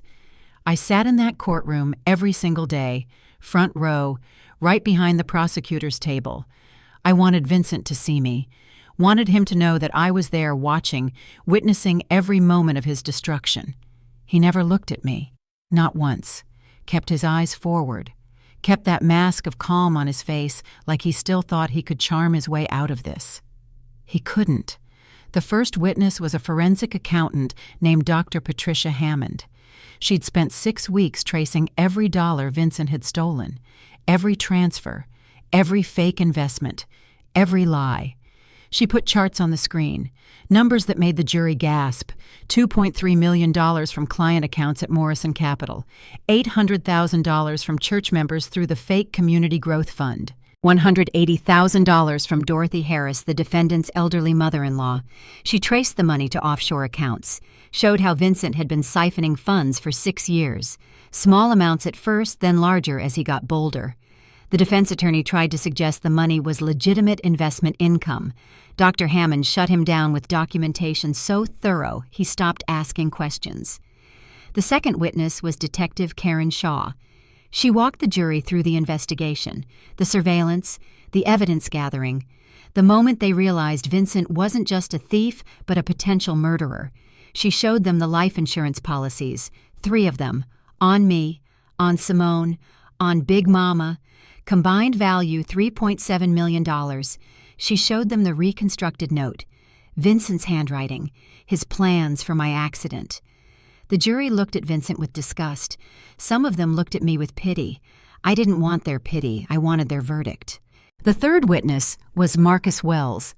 Watching him take the stand was strange. This man who had saved my life, who had chosen truth over money when it would have been so easy to look away. He told the jury everything. How Vincent hired him to catch me cheating. How he found nothing because there was nothing to find. How he started investigating Vincent instead. The defense attorney attacked his credibility, said he'd violated client confidentiality, said his evidence was obtained improperly. Marcus stayed calm, explained that Georgia law allowed him to report suspected criminal activity, explained that everything he'd done was legal and ethical. I hired myself to find the truth, Marcus said. The truth is what I found. It just wasn't the truth my client wanted. The prosecutor asked him one final question. Mr. Wells, why did you risk your business and your reputation to help a woman you'd never met? Marcus was quiet for a moment. Then he looked at me. Because I have a daughter, he said. And I thought about what I'd want someone to do if she was in Mrs. Carter's position. If a predator was planning to hurt her and a stranger had the power to stop it. I couldn't live with myself if I'd walked away. I felt tears running down my face, didn't try to hide them. That's the kind of man Marcus Wells is, the kind who does the right thing even when it costs him. The kind who sees injustice and refuses to be complicit. The world needs more men like him. The fourth day of trial brought the witness everyone had been waiting for, Simone Ashford. She walked into that courtroom looking nothing like the confident woman in the photographs Marcus had shown me. She looked broken, tired, like she'd aged 10 years in the months since Vincent's arrest. She was testifying for the prosecution. In exchange for immunity on any charges related to Vincent's fraud, she was going to tell the truth about everything. I should have hated her.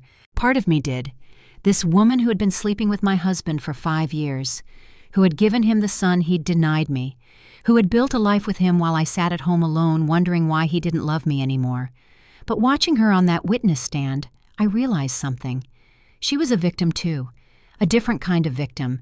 She'd made choices I would never make. But she'd also been manipulated by the same monster who manipulated me.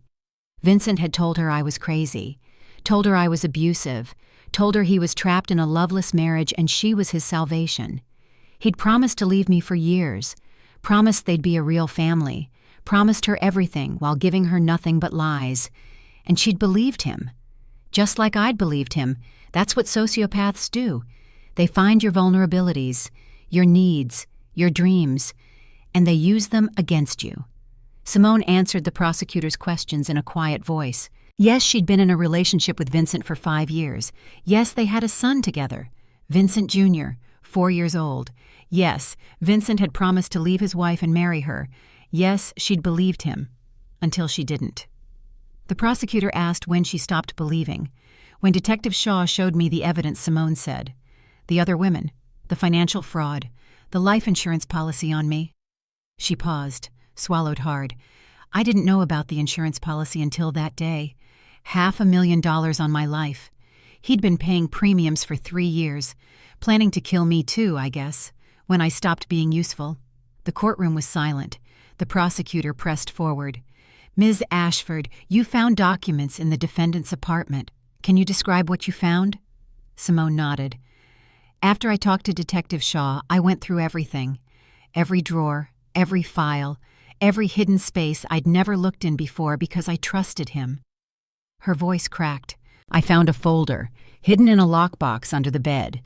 Inside were plans, detailed plans for how he was going to do it. Kill his wife, make it look like an accident, collect the insurance, move to Costa Rica with me and VJ. What kind of plans research on accident statistics? Which types are least likely to be investigated? Notes on timing, on alibis, on how to behave as a grieving husband. She looked at me for the first time. He had it all planned out, down to what he would wear to her funeral, down to the eulogy he would give. He'd written a draft. I found it in that folder, a eulogy. Vincent had written a eulogy for my funeral, while I was still alive, while I was sleeping beside him every night. The prosecutor entered the document into evidence, read part of it aloud. Renee was the love of my life. She was taken from us too soon. I will never understand why God chose to call her home, but I know she's at peace now. And I know she would want me to find happiness again, to live fully in her memory. I felt like I'd been punched in the stomach.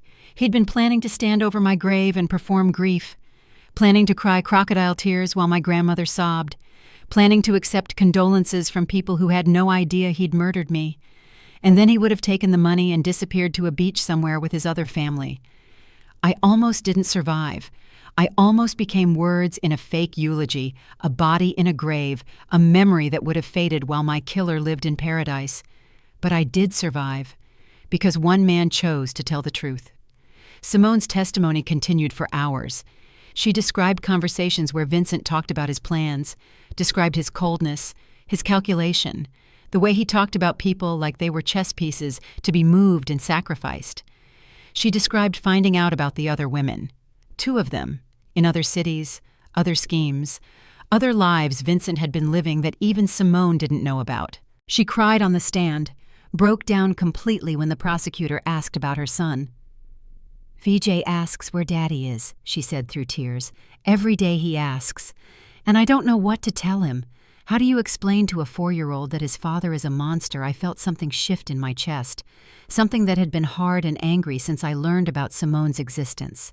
It wasn't forgiveness, not exactly, but it was understanding. She had loved Vincent too, had believed in him too, had built a life around his lies just like I had, and now she had to raise their son alone, had to explain to that little boy why Daddy was never coming home, had to live with the knowledge that the man she loved had been planning to kill her for money. We were both survivors, different paths to the same nightmare.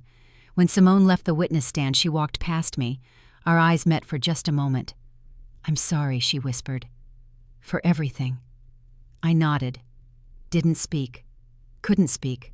But something passed between us, an acknowledgement, a recognition.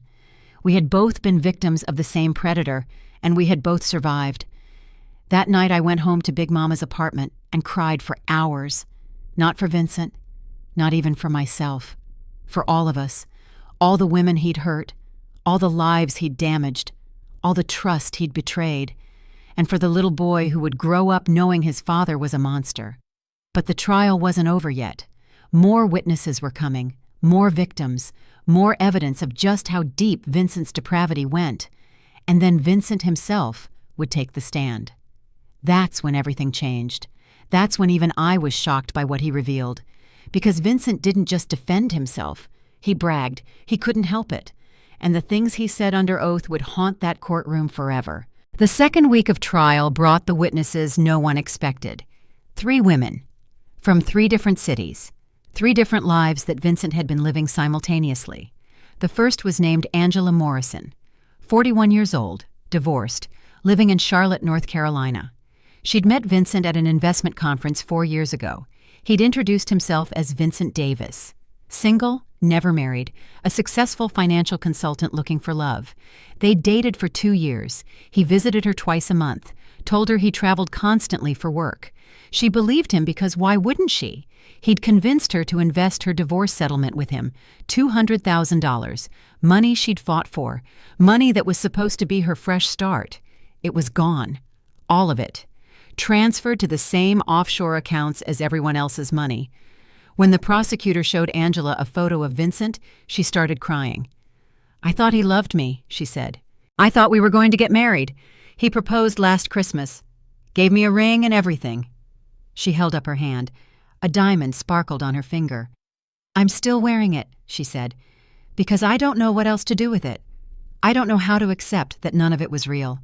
The second woman was named Keisha Williams, 35 years old, single mother, living in Birmingham, Alabama. Vincent had targeted her through her church, a different church than ours. He'd shown up one Sunday, charming, devoted, everything a woman could want. They'd been together for 3 years. He'd told her he was a widower, that his wife had died of cancer, that he was looking for someone to help him heal. He'd taken $75,000 from her, money she'd saved for her daughter's college fund. "I worked 2 jobs," Keisha said on the stand. "I've been saving since my daughter was born, 16 years of sacrifice, and he took it in 6 months." She looked at Vincent with pure hatred. "You told me you loved my daughter like your own. You came to her basketball games, you helped her with homework, and the whole time you were stealing from us." Vincent didn't react, just sat there with that same blank expression. But I saw his jaw tighten, just slightly. He didn't like being exposed, didn't like seeing his careful compartmentalization collapse. The third woman was named Patricia Chen, 52 years old, retired nurse, living in Nashville, Tennessee. Her story was the worst. Vincent had met her through an online dating site, presented himself as a widower again, someone looking for companionship in his golden years. They'd been together for 5 years, the longest of any of his other relationships. He'd convinced her to add him to her bank accounts, to her retirement accounts, to the deed of her house. He'd taken everything, $400,000, her entire life savings, her home. She'd had to move in with her adult children, had to declare bankruptcy, had to start over at 52 with nothing. "I trusted him completely," Patricia said. "I gave him access to everything because that's what you do when you love someone, when you think you're going to spend the rest of your life with them." She paused, wiped her eyes. "He told me I was his everything, his reason for living. And then I found out I was just one of many, just another account to drain, just another life to destroy. 3 women, 3 cities, 3 shattered lives. And those were just the ones they'd found." The prosecutor told the jury there were likely more, victims who hadn't come forward, victims who didn't even know yet that they'd been conned. Vincent had been running these schemes for at least a decade, probably longer, a whole career of manipulation and theft and broken hearts. I sat in that courtroom and listened to each woman tell her story, and I saw myself in every one of them. We weren't stupid, we weren't naive. We were just human beings who wanted to be loved, who trusted someone who seemed trustworthy, who believed the lies because the lies were exactly what we wanted to hear. That's Vincent's gift, his superpower. He finds what you need and he becomes it. He mirrors your desires so perfectly that you never see the predator underneath, until it's too late. After the last woman testified, the prosecutor rested her case. 47 counts, wire fraud, securities fraud, mail fraud, identity theft, conspiracy to commit murder, insurance fraud. The evidence was overwhelming. The testimony was damning. Vincent's guilt was beyond any reasonable doubt, but his defense attorney had one more card to play. The defense calls Vincent Darnell Carter to the stand. I felt my breath catch. Vincent was going to testify, in his own defense, against all legal advice probably. He stood up, straightened his orange jumpsuit, walked to the witness stand with the same confident stride I'd seen 1,000 times. Even now, even caught, even exposed, he still thought he was the smartest person in the room. He still thought he could win. His defense attorney started with softball questions, background, career, marriage, tried to paint a picture of a successful man who'd made some mistakes but wasn't a monster. Vincent played his part, humble, contrite, a man who'd lost his way but wanted to make things right. I watched the jury. Some of them looked skeptical. Others looked like they were buying it. Vincent was good. He'd fooled me for 10 years. He'd fooled dozens of other people. He knew exactly how to seem sincere. But then the prosecutor stood up for cross-examination. And everything changed. "Mr. Carter," she began, "you've heard testimony from 5 women over the past week. Your wife, your mistress, 3 other women you were simultaneously deceiving.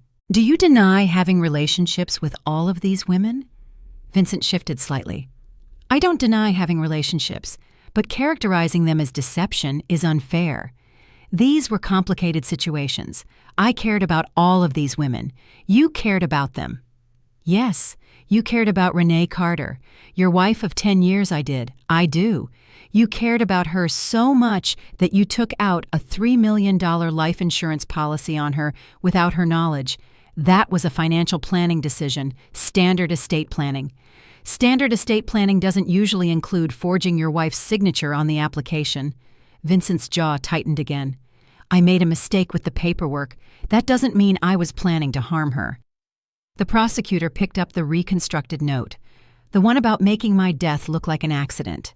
"Can you explain this document, Mr. Carter?" In your own handwriting. Vincent looked at the paper. For a long moment he said nothing. Then he smiled. It wasn't a nice smile. It was the smile I'd seen in the FBI observation room. Cold, empty, the mask slipping off. "You want me to explain it? Fine. I'll explain it." His defense attorney stood up, objected, tried to stop what was about to happen. The judge overruled him. Vincent leaned forward, looked directly at the jury. "Yes, I was going to kill her. Renee. My wife. The woman who made my life a living hell for 10 years, with her neediness and her questions and her constant disappointment that I wasn't the man she wanted me to be." The courtroom went silent. "You want to know the truth? The whole truth?" "Here it is. I never loved her, not for one day of our marriage.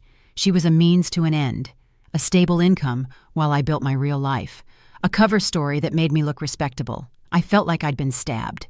Even now, even knowing everything, hearing him say it out loud was devastating."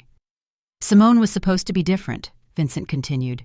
"She was supposed to be the one I actually wanted, but she got pregnant and suddenly she was just as needy as Renee, just as demanding, just as disappointing." He laughed. Actually laughed. None of them were worth it. Angela, Keisha, Patricia, all of them thought they were special, thought I actually cared about them. They were marks, walking bank accounts with emotional vulnerabilities I could exploit. His defense attorney was on his feet again, begging the judge to stop this. But Vincent kept talking. "You think I feel guilty? I don't. These women wanted to be fooled. They wanted a fairy tale. They wanted a man to sweep them off their feet and make them feel special. I gave them exactly what they wanted. It's not my fault they were too stupid to see through it." The prosecutor stood perfectly still, letting him hang himself. "And the murder?" she asked quietly. "The plan to kill your wife." Vincent shrugged. $3 million, tax-free. That's what her life was worth. That's what any of their lives were worth. Numbers on a spreadsheet, assets to be liquidated. He looked at me for the first time. "You want to know what I really think, Renee? I think you should be grateful. If Marcus had done his job, if he'd found the fake evidence I wanted him to find, I would have divorced you. Taken everything, left you with nothing, but alive." He smiled that terrible smile again. "Instead, he warned you. And now here we are. Me in prison, you in that courtroom pretending to be a victim, when really you're just lucky. Lucky that one man decided to be a hero." The prosecutor let the silence hang for a long moment. Then she turned to the jury. "No further questions, Your Honor." Vincent's defense attorney tried to do damage control, called character witnesses, made closing arguments about mental health and diminished capacity. None of it mattered. Vincent had confessed, on the stand, in his own words, to everything. He'd done it because he couldn't help himself, because his ego was so massive that he'd rather be known as a criminal mastermind than a common thief, because even now, even caught, even facing decades in prison, he needed the world to know how smart he was. That's the thing about sociopaths. Their greatest strength is also their greatest weakness. They think they're better than everyone else, and eventually that arrogance destroys them. The jury deliberated for less than 2 hours. When they filed back in, I held my breath. The foreman stood up. On the count of conspiracy to commit murder for financial gain, we find the defendant guilty. On the count of wire fraud, we find the defendant guilty. On the count of securities fraud, we find the defendant guilty. Guilty, guilty, guilty. 47 counts, 47 verdicts, all the same word. Guilty. I started crying, couldn't stop, didn't try. Tanya grabbed my hand. Pat put her arm around me. Jasmine whispered, "Thank God," over and over. Behind me, I heard Angela sobbing, Keisha saying yes, Patricia whispering it's over. All of us, all his victims, finally seeing justice. Vincent didn't react when the verdicts were read, just sat there with that same blank expression, like it was happening to someone else, like he still couldn't believe he'd been caught. But I saw his hands, gripping the edge of the table, knuckles white. He knew, finally, that he'd lost. That all his schemes and lies and manipulation had led him here, to an orange jumpsuit and a guilty verdict and the rest of his life behind bars. The judge set sentencing for 2 weeks later. 2 more weeks of waiting. 2 more weeks of wondering what his punishment would be. But I already knew the most important thing. Vincent Carter was never going to hurt anyone again, and I was finally completely, permanently free. Sentencing day fell on a Thursday, October 17th. A date I'll remember for the rest of my life. The courtroom was packed, every seat filled, people standing against the walls, media in the back with their cameras and notebooks. Vincent's case had become national news. The investment banker who ran a decade-long fraud scheme, the husband who planned to murder his wife for insurance money, the sociopath who confessed on the stand because his ego wouldn't let him stay silent. Everyone wanted to see how it ended. I arrived early with my sister circle, Tanya, Pat, Jasmine. Big Mama had come too despite her health. She said she needed to see this, needed to watch the man who stole her savings face his punishment. We sat in the same seats we'd occupied for 3 weeks of trial, front row, right behind the prosecutor. Vincent was brought in wearing his orange jumpsuit. He looked different, smaller somehow, like the verdict had deflated him, like losing had finally made him real. He didn't look at me, didn't look at anyone, just stared at the table in front of him and waited. The judge entered. Everyone rose. The ritual of justice playing out one final time. Before I impose sentence, the judge said, "I'll hear victim impact statements. Mrs. Carter, you may proceed." I stood up. My legs were shaking. My heart was pounding. I'd written and rewritten this statement a dozen times, trying to find the right words, trying to express what Vincent had done to me, what he'd taken, what he'd almost destroyed. But standing there in that courtroom looking at the man I'd married, I realized I didn't need my prepared words. I just needed the truth. "Your Honor," I began. My voice was steadier than I expected. 10 years ago, I married a man I thought I loved, a man I thought loved me. I gave him everything, my trust, my loyalty, my future, my heart. I looked at Vincent. He still wouldn't meet my eyes. What I didn't know was that I was never real to him. I was never a person. I was a prop in his performance, a source of income, a name on an insurance policy worth $3 million. I felt tears starting, but I kept going. For 10 years, I wondered why I wasn't enough, why he didn't want children with me, why he seemed so distant, why I felt so alone in my own marriage. I went to therapy trying to fix myself, trying to become whatever he needed me to be. I let the tears fall now.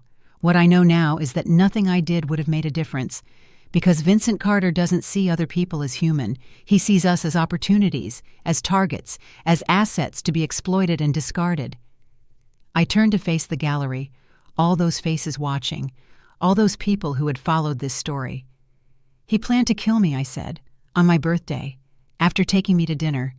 He was going to murder me and pretend to grieve and collect $3 million and disappear to Costa Rica with his other family." My voice cracked. "He wrote a eulogy for my funeral. While I was alive, while I was sleeping beside him, he practiced what he would say at my grave." I turned back to the judge. "I am standing here today because one man decided to tell the truth. Marcus Wells could have taken Vincent's money and given him what he wanted. Instead, he saved my life. He's the reason I'm here, the reason I get to have a future at all." I took a breath. Your Honor, I'm not asking for vengeance. I'm asking for justice.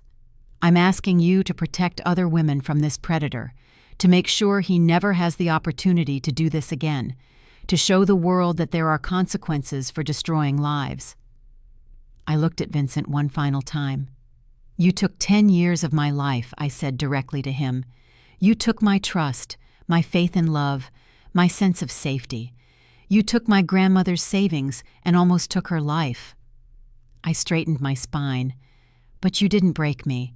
You didn't destroy me. I'm still standing. I'm still here. And I'm going to live a life so full and beautiful and joyful that you'll hear about it in whatever prison cell you rot in. I sat down. The courtroom was silent. Then Big Mama stood up. Your Honor, she said, her voice strong despite her 78 years. May I speak? The judge nodded. Big Mama walked slowly to the front of the courtroom, leaned on her cane, looked at Vincent with an expression that could have melted steel. I trusted you, she said. Trusted you with my granddaughter, with my home, with the money my husband worked 40 years to earn, money that was supposed to see me through to the end of my days. She shook her head. You sat at my table, ate my cooking, called me Mama, and the whole time you were planning to steal from me, to kill me for insurance money, an old woman who never did you nothing but love you. Her voice rose. I've lived a long time, seen a lot of evil in this world, but I've never seen anything as cold as you, as empty as you. You don't have a soul, Vincent Carter. You're just a shell walking around pretending to be human. She turned to the judge. Whatever you give him, it won't be enough. Nothing could be enough for what he's done. But I hope you give him every day the law allows, so he can sit in that cell and think about all the lives he destroyed, all the people who trusted him, all the love he threw away.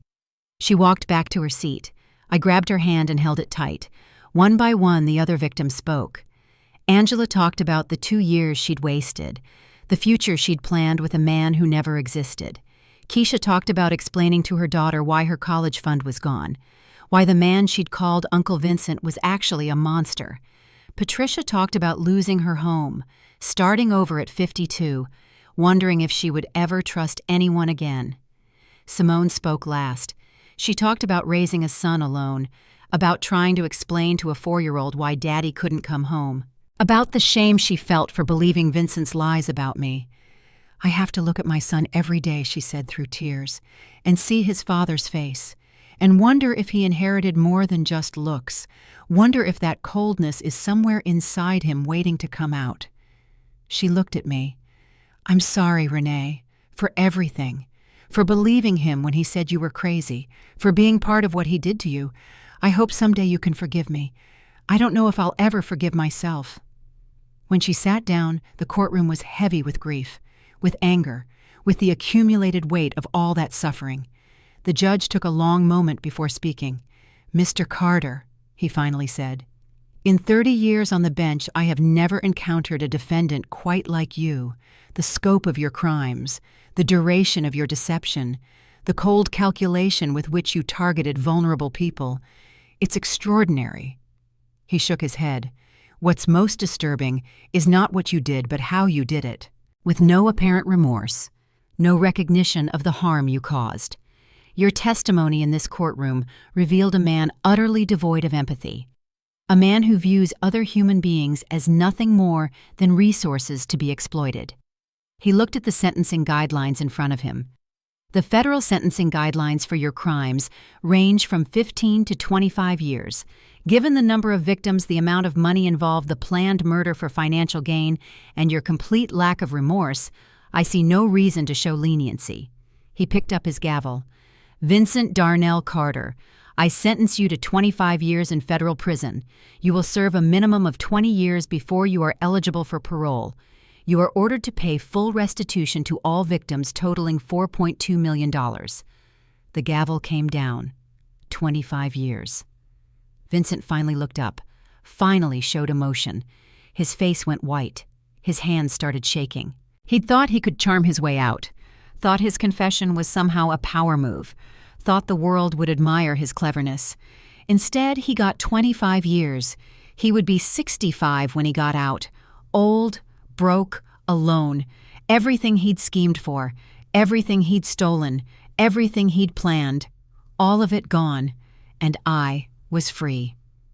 The courtroom erupted, people crying, people hugging, reporters rushing out to file their stories. I sat still for a long moment. Let it wash over me. It was over, really over. Vincent was led out in handcuffs. He passed right by me on his way to the door. For 1 second our eyes met. I saw nothing there. No anger, no regret, no humanity, just emptiness.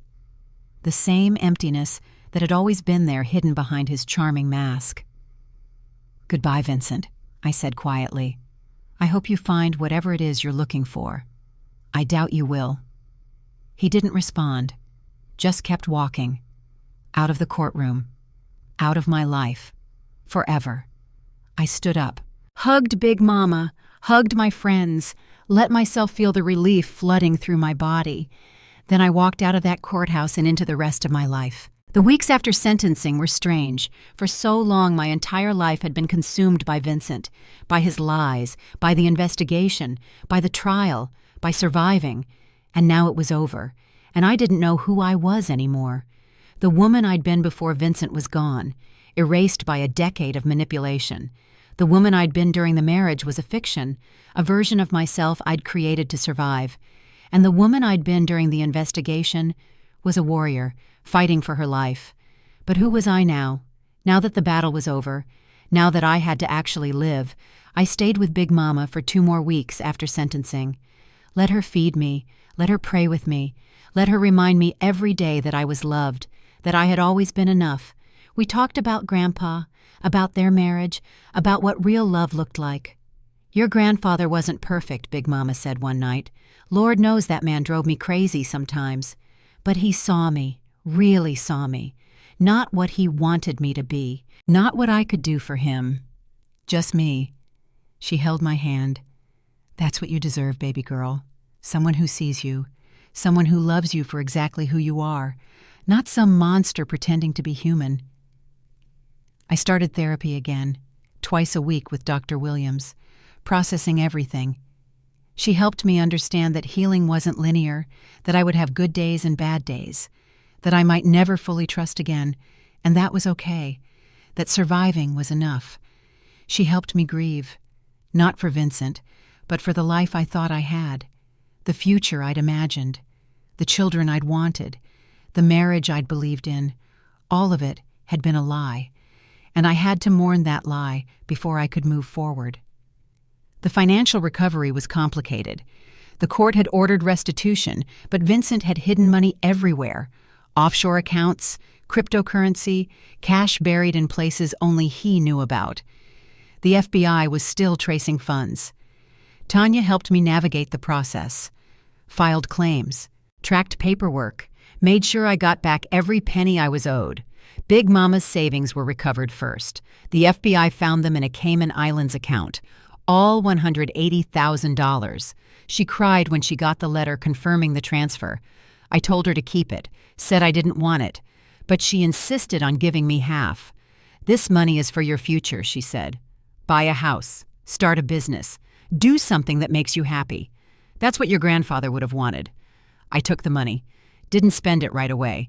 Just let it sit in an account, a reminder that I had options now, that I could build whatever life I wanted. The house was seized by the federal government, part of the asset forfeiture for Vincent's crimes. I didn't fight it, didn't want it anyway. Too many memories, too many lies soaked into those walls. I found an apartment instead, small but bright, in a neighborhood I'd always loved but Vincent had said was beneath us. Turns out it was perfect. I decorated it myself, chose colors I liked, bought furniture that made me happy. For the first time in a decade, I lived in a space that felt like mine. Work became my anchor. I went back to the hospital 3 weeks after sentencing. My colleagues welcomed me with hugs and flowers and a cake that said, "Welcome back, hero." I wasn't a hero, I was just a survivor. But their kindness meant everything. I threw myself into my patients. The children who needed physical therapy, the kids learning to walk again after accidents, the babies born with challenges they would overcome with help. Helping them helped me. reminded me why I'd become a pediatric physical therapist in the first place, reminded me that I had purpose, that I was good at something, that I mattered. The sister circle kept me grounded. Every Saturday we met for brunch, rotating houses, sharing stories, laughing and crying and healing together. Tanya made sure I was eating, made sure I was sleeping, made sure I wasn't isolating. Pat prayed with me, invited me to her support group for survivors, introduced me to women who had been through their own versions of hell and come out the other side. Jasmine handled the legal aftermath. The divorce was finalized, the asset claims processed, the restraining order made permanent. She made sure Vincent could never contact me again. And Marcus. Marcus became a friend. Not romantic, neither of us wanted that. But a genuine friend. Someone who understood what I'd been through because he'd been part of it. We had coffee once a month, talked about life, about healing, about moving forward. His daughter invited me to her birthday party. I went, watched him with his family, saw the kind of man he was, the kind who protected people, the kind who did the right thing even when it cost him. The world needs more people like Marcus Wells. 6 months after sentencing, I got a letter from the Department of Justice, thanking me for my cooperation, informing me that my testimony had helped convict Vincent on all counts, that the case was being used as a training example for fraud investigators. They called me brave, said I'd helped protect other women from predators like Vincent. I didn't feel brave. I felt like someone who had done what she had to do to survive. But I kept the letter anyway, put it in a frame, hung it on my wall as a reminder. I survived. I fought back. I won. The same month, Simone reached out, a text message first, asking if I'd be willing to talk, saying she understood if I wasn't. I thought about it for a week, asked Dr. Williams for guidance, talked to Big Mama. Then I said yes. We met at a park, neutral ground. She brought Vincent Jr. with her, the little boy who shared his father's name and face but hopefully nothing else. He was beautiful, sweet, shy. He hid behind his mother's legs when he met me. I crouched down to his level. "Hi there," I said. "I'm Renee." "I'm a friend of your mommy's." He peeked out at me, big brown eyes full of innocence. "Do you have any toys?" he asked. I laughed. First genuine laugh I'd had in months. "No," I said. "But I bet there's a swing set over there that needs someone to play on it." His face lit up. He ran toward the playground. Simone and I watched him go. "Thank you," she said quietly, "for agreeing to meet. I know you didn't have to." I didn't respond right away. Watched the little boy climb a ladder, pump his legs on the swing, laugh at the simple joy of moving through air. "I'm not going to pretend this is easy," I finally said. "You were part of the worst years of my life, even though you didn't know it." Simone nodded. "I understand. But I also know you were a victim too. Different from me, but still a victim. And I don't want to carry anger around forever. It's too heavy." She started crying. "I'm so sorry, Renee, for everything. I believed his lies about you, believed you were the problem, believed he was going to leave you and we'd be happy together. I was so stupid." "You weren't stupid," I said. "You were manipulated by a professional manipulator. There's a difference." She wiped her eyes. "How do you do it?" she asked. "How do you keep going? How do you not let it destroy you?" I thought about it. "One day at a time," I said. 1 hour sometimes, 1 minute. You just keep breathing. Keep putting one foot in front of the other. And eventually the pain gets smaller.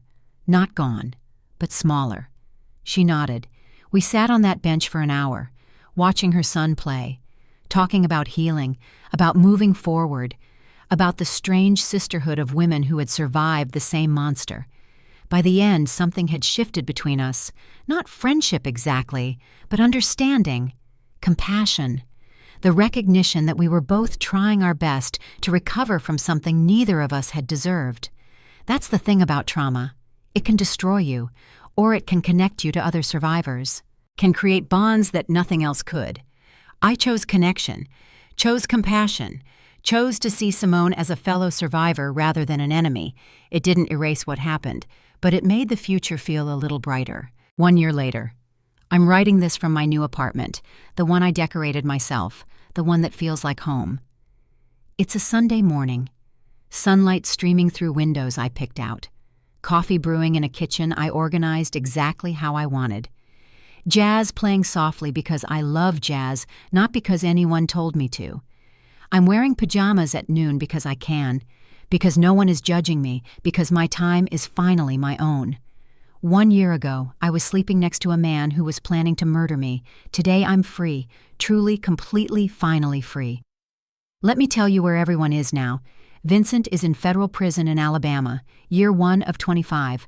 I heard through official channels that he's not adjusting well, that the charm that worked so well on women doesn't work on hardened criminals, that he's learning what it feels like to be powerless, to be vulnerable, to have no control. Good. I don't wish him suffering. Not exactly. But I don't wish him peace either. I just want him contained, unable to hurt anyone else. And he is. His mother visits him monthly, stands by him, insists he was framed. Some people can't face the truth about their children. I feel sorry for her, but not sorry enough to pretend her son is anything other than what he is. Simone is doing better. She moved to a new city, started over with a new job. She's raising Vincent Jr. alone, but she's doing it well. The boy is in kindergarten now, happy, healthy, showing no signs of his father's darkness. We text sometimes, check in on each other. She sent me a picture last month of VJ at his first day of school. Big smile. Backpack almost as big as him. A kid getting a chance to be just a kid. I hope he makes it. I hope whatever evil was in Vincent doesn't live on in his son. I hope Simone breaks that cycle. Angela got her money back, moved to Florida, started dating again. She sent me a message saying she met someone nice, someone who checks out, someone her daughter actually likes. Keisha's daughter got a scholarship, full ride to Spelman. The college fund Vincent stole was replaced by donations from people who heard her testimony, strangers who wanted to help. The world isn't all monsters. There are good people, too. Patricia found a new home, bought a small condo with the restitution money, adopted 2 cats, started volunteering at a domestic violence shelter, turning her pain into purpose. Marcus retired from private investigation, said my case was his last, said he wanted to go out on a high note. He spends his time with his grandchildren now, coaches Little League, lives the quiet life he earned. We still have coffee sometimes. He's become one of my closest friends. A reminder that there are men in this world who do the right thing simply because it's right. Big Mama turned 79 last month, still sharp as ever, still cooking Sunday dinner every week, still praying for everyone she loves. Her health is stable. The stress of Vincent's betrayal took a toll, but she's resilient. Generations of strength in those bones. I try to see her at least twice a week. Every visit feels like a gift. The sister circle is stronger than ever. Tanya got engaged to a good man, someone I vetted carefully because I will never let another predator into our lives. Her wedding is next spring. I'm the maid of honor. Pat published a book about surviving narcissistic abuse, about rebuilding after betrayal. It's doing well, helping women all over the country understand what happened to them and how to heal. Jasmine made partner at her law firm, specializes in cases like mine now. Women escaping dangerous marriages, women fighting for what's theirs. She's a warrior in heels. And me, I'm thriving. Not just surviving anymore, actually thriving. I got promoted at work, senior physical therapist, running the pediatric rehabilitation unit, helping kids every day, making a difference in small lives that will grow into big ones. I bought a small house last month. Nothing fancy. 3 bedrooms in a quiet neighborhood, a yard with space for a garden, a kitchen big enough to cook for friends. The deed is in my name, only my name, no one else's. I adopted a dog, a rescue named Hope. She sleeps at the foot of my bed every night. Reminds me that love doesn't have to be complicated, doesn't have to hurt, can just be simple and warm and constant. I'm dating again, slowly, carefully, with the hard-won wisdom of someone who's been burned. His name is David. We met at church. He's a teacher, calm, kind, patient. He knows my whole story, listened to all of it without judgment, said he's not trying to fix me, just wants to know me.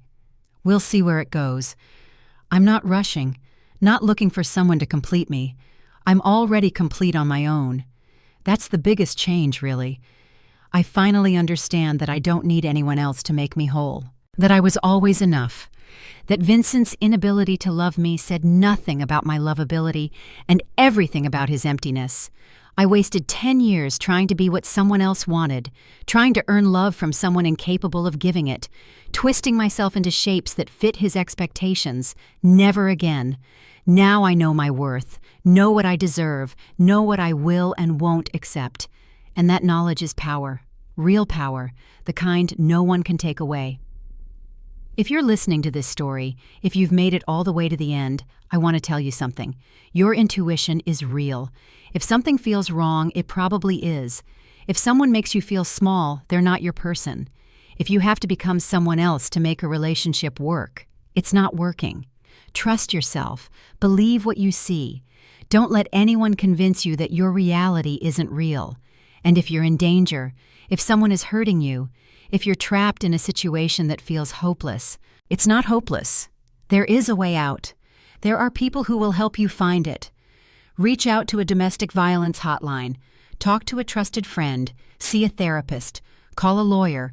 Document everything. Build your case. Make your plan. And when you're ready, leave. Leave and don't look back. It will be the hardest thing you've ever done. You'll doubt yourself. You'll wonder if you're making a mistake. You'll be scared and angry and sad all at once, but you'll be alive and free and finally able to become whoever you were meant to be. That's worth everything.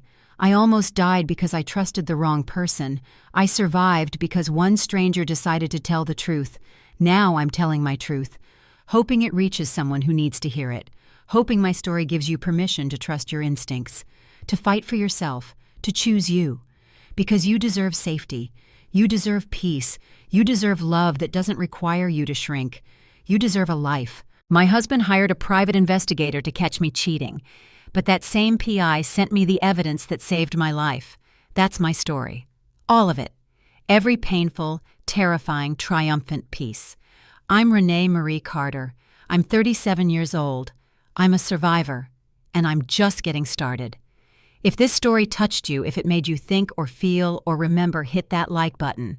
Subscribe to this channel. Share this video with someone who needs to hear it. Comment below and tell me where you're watching from. Tell me if you've survived something like this. Tell me if you know someone who's still in the middle of their storm. Let's build a community, a sisterhood of survivors, a network of people who refuse to stay silent, who refuse to let predators win. Because silence protects abusers. Stories protect us. This is my story.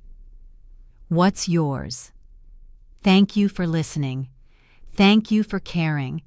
Thank you for being here until the end. Stay safe. Trust yourself. And remember, you are worth protecting. You are worth fighting for. You are worth everything. Choose you.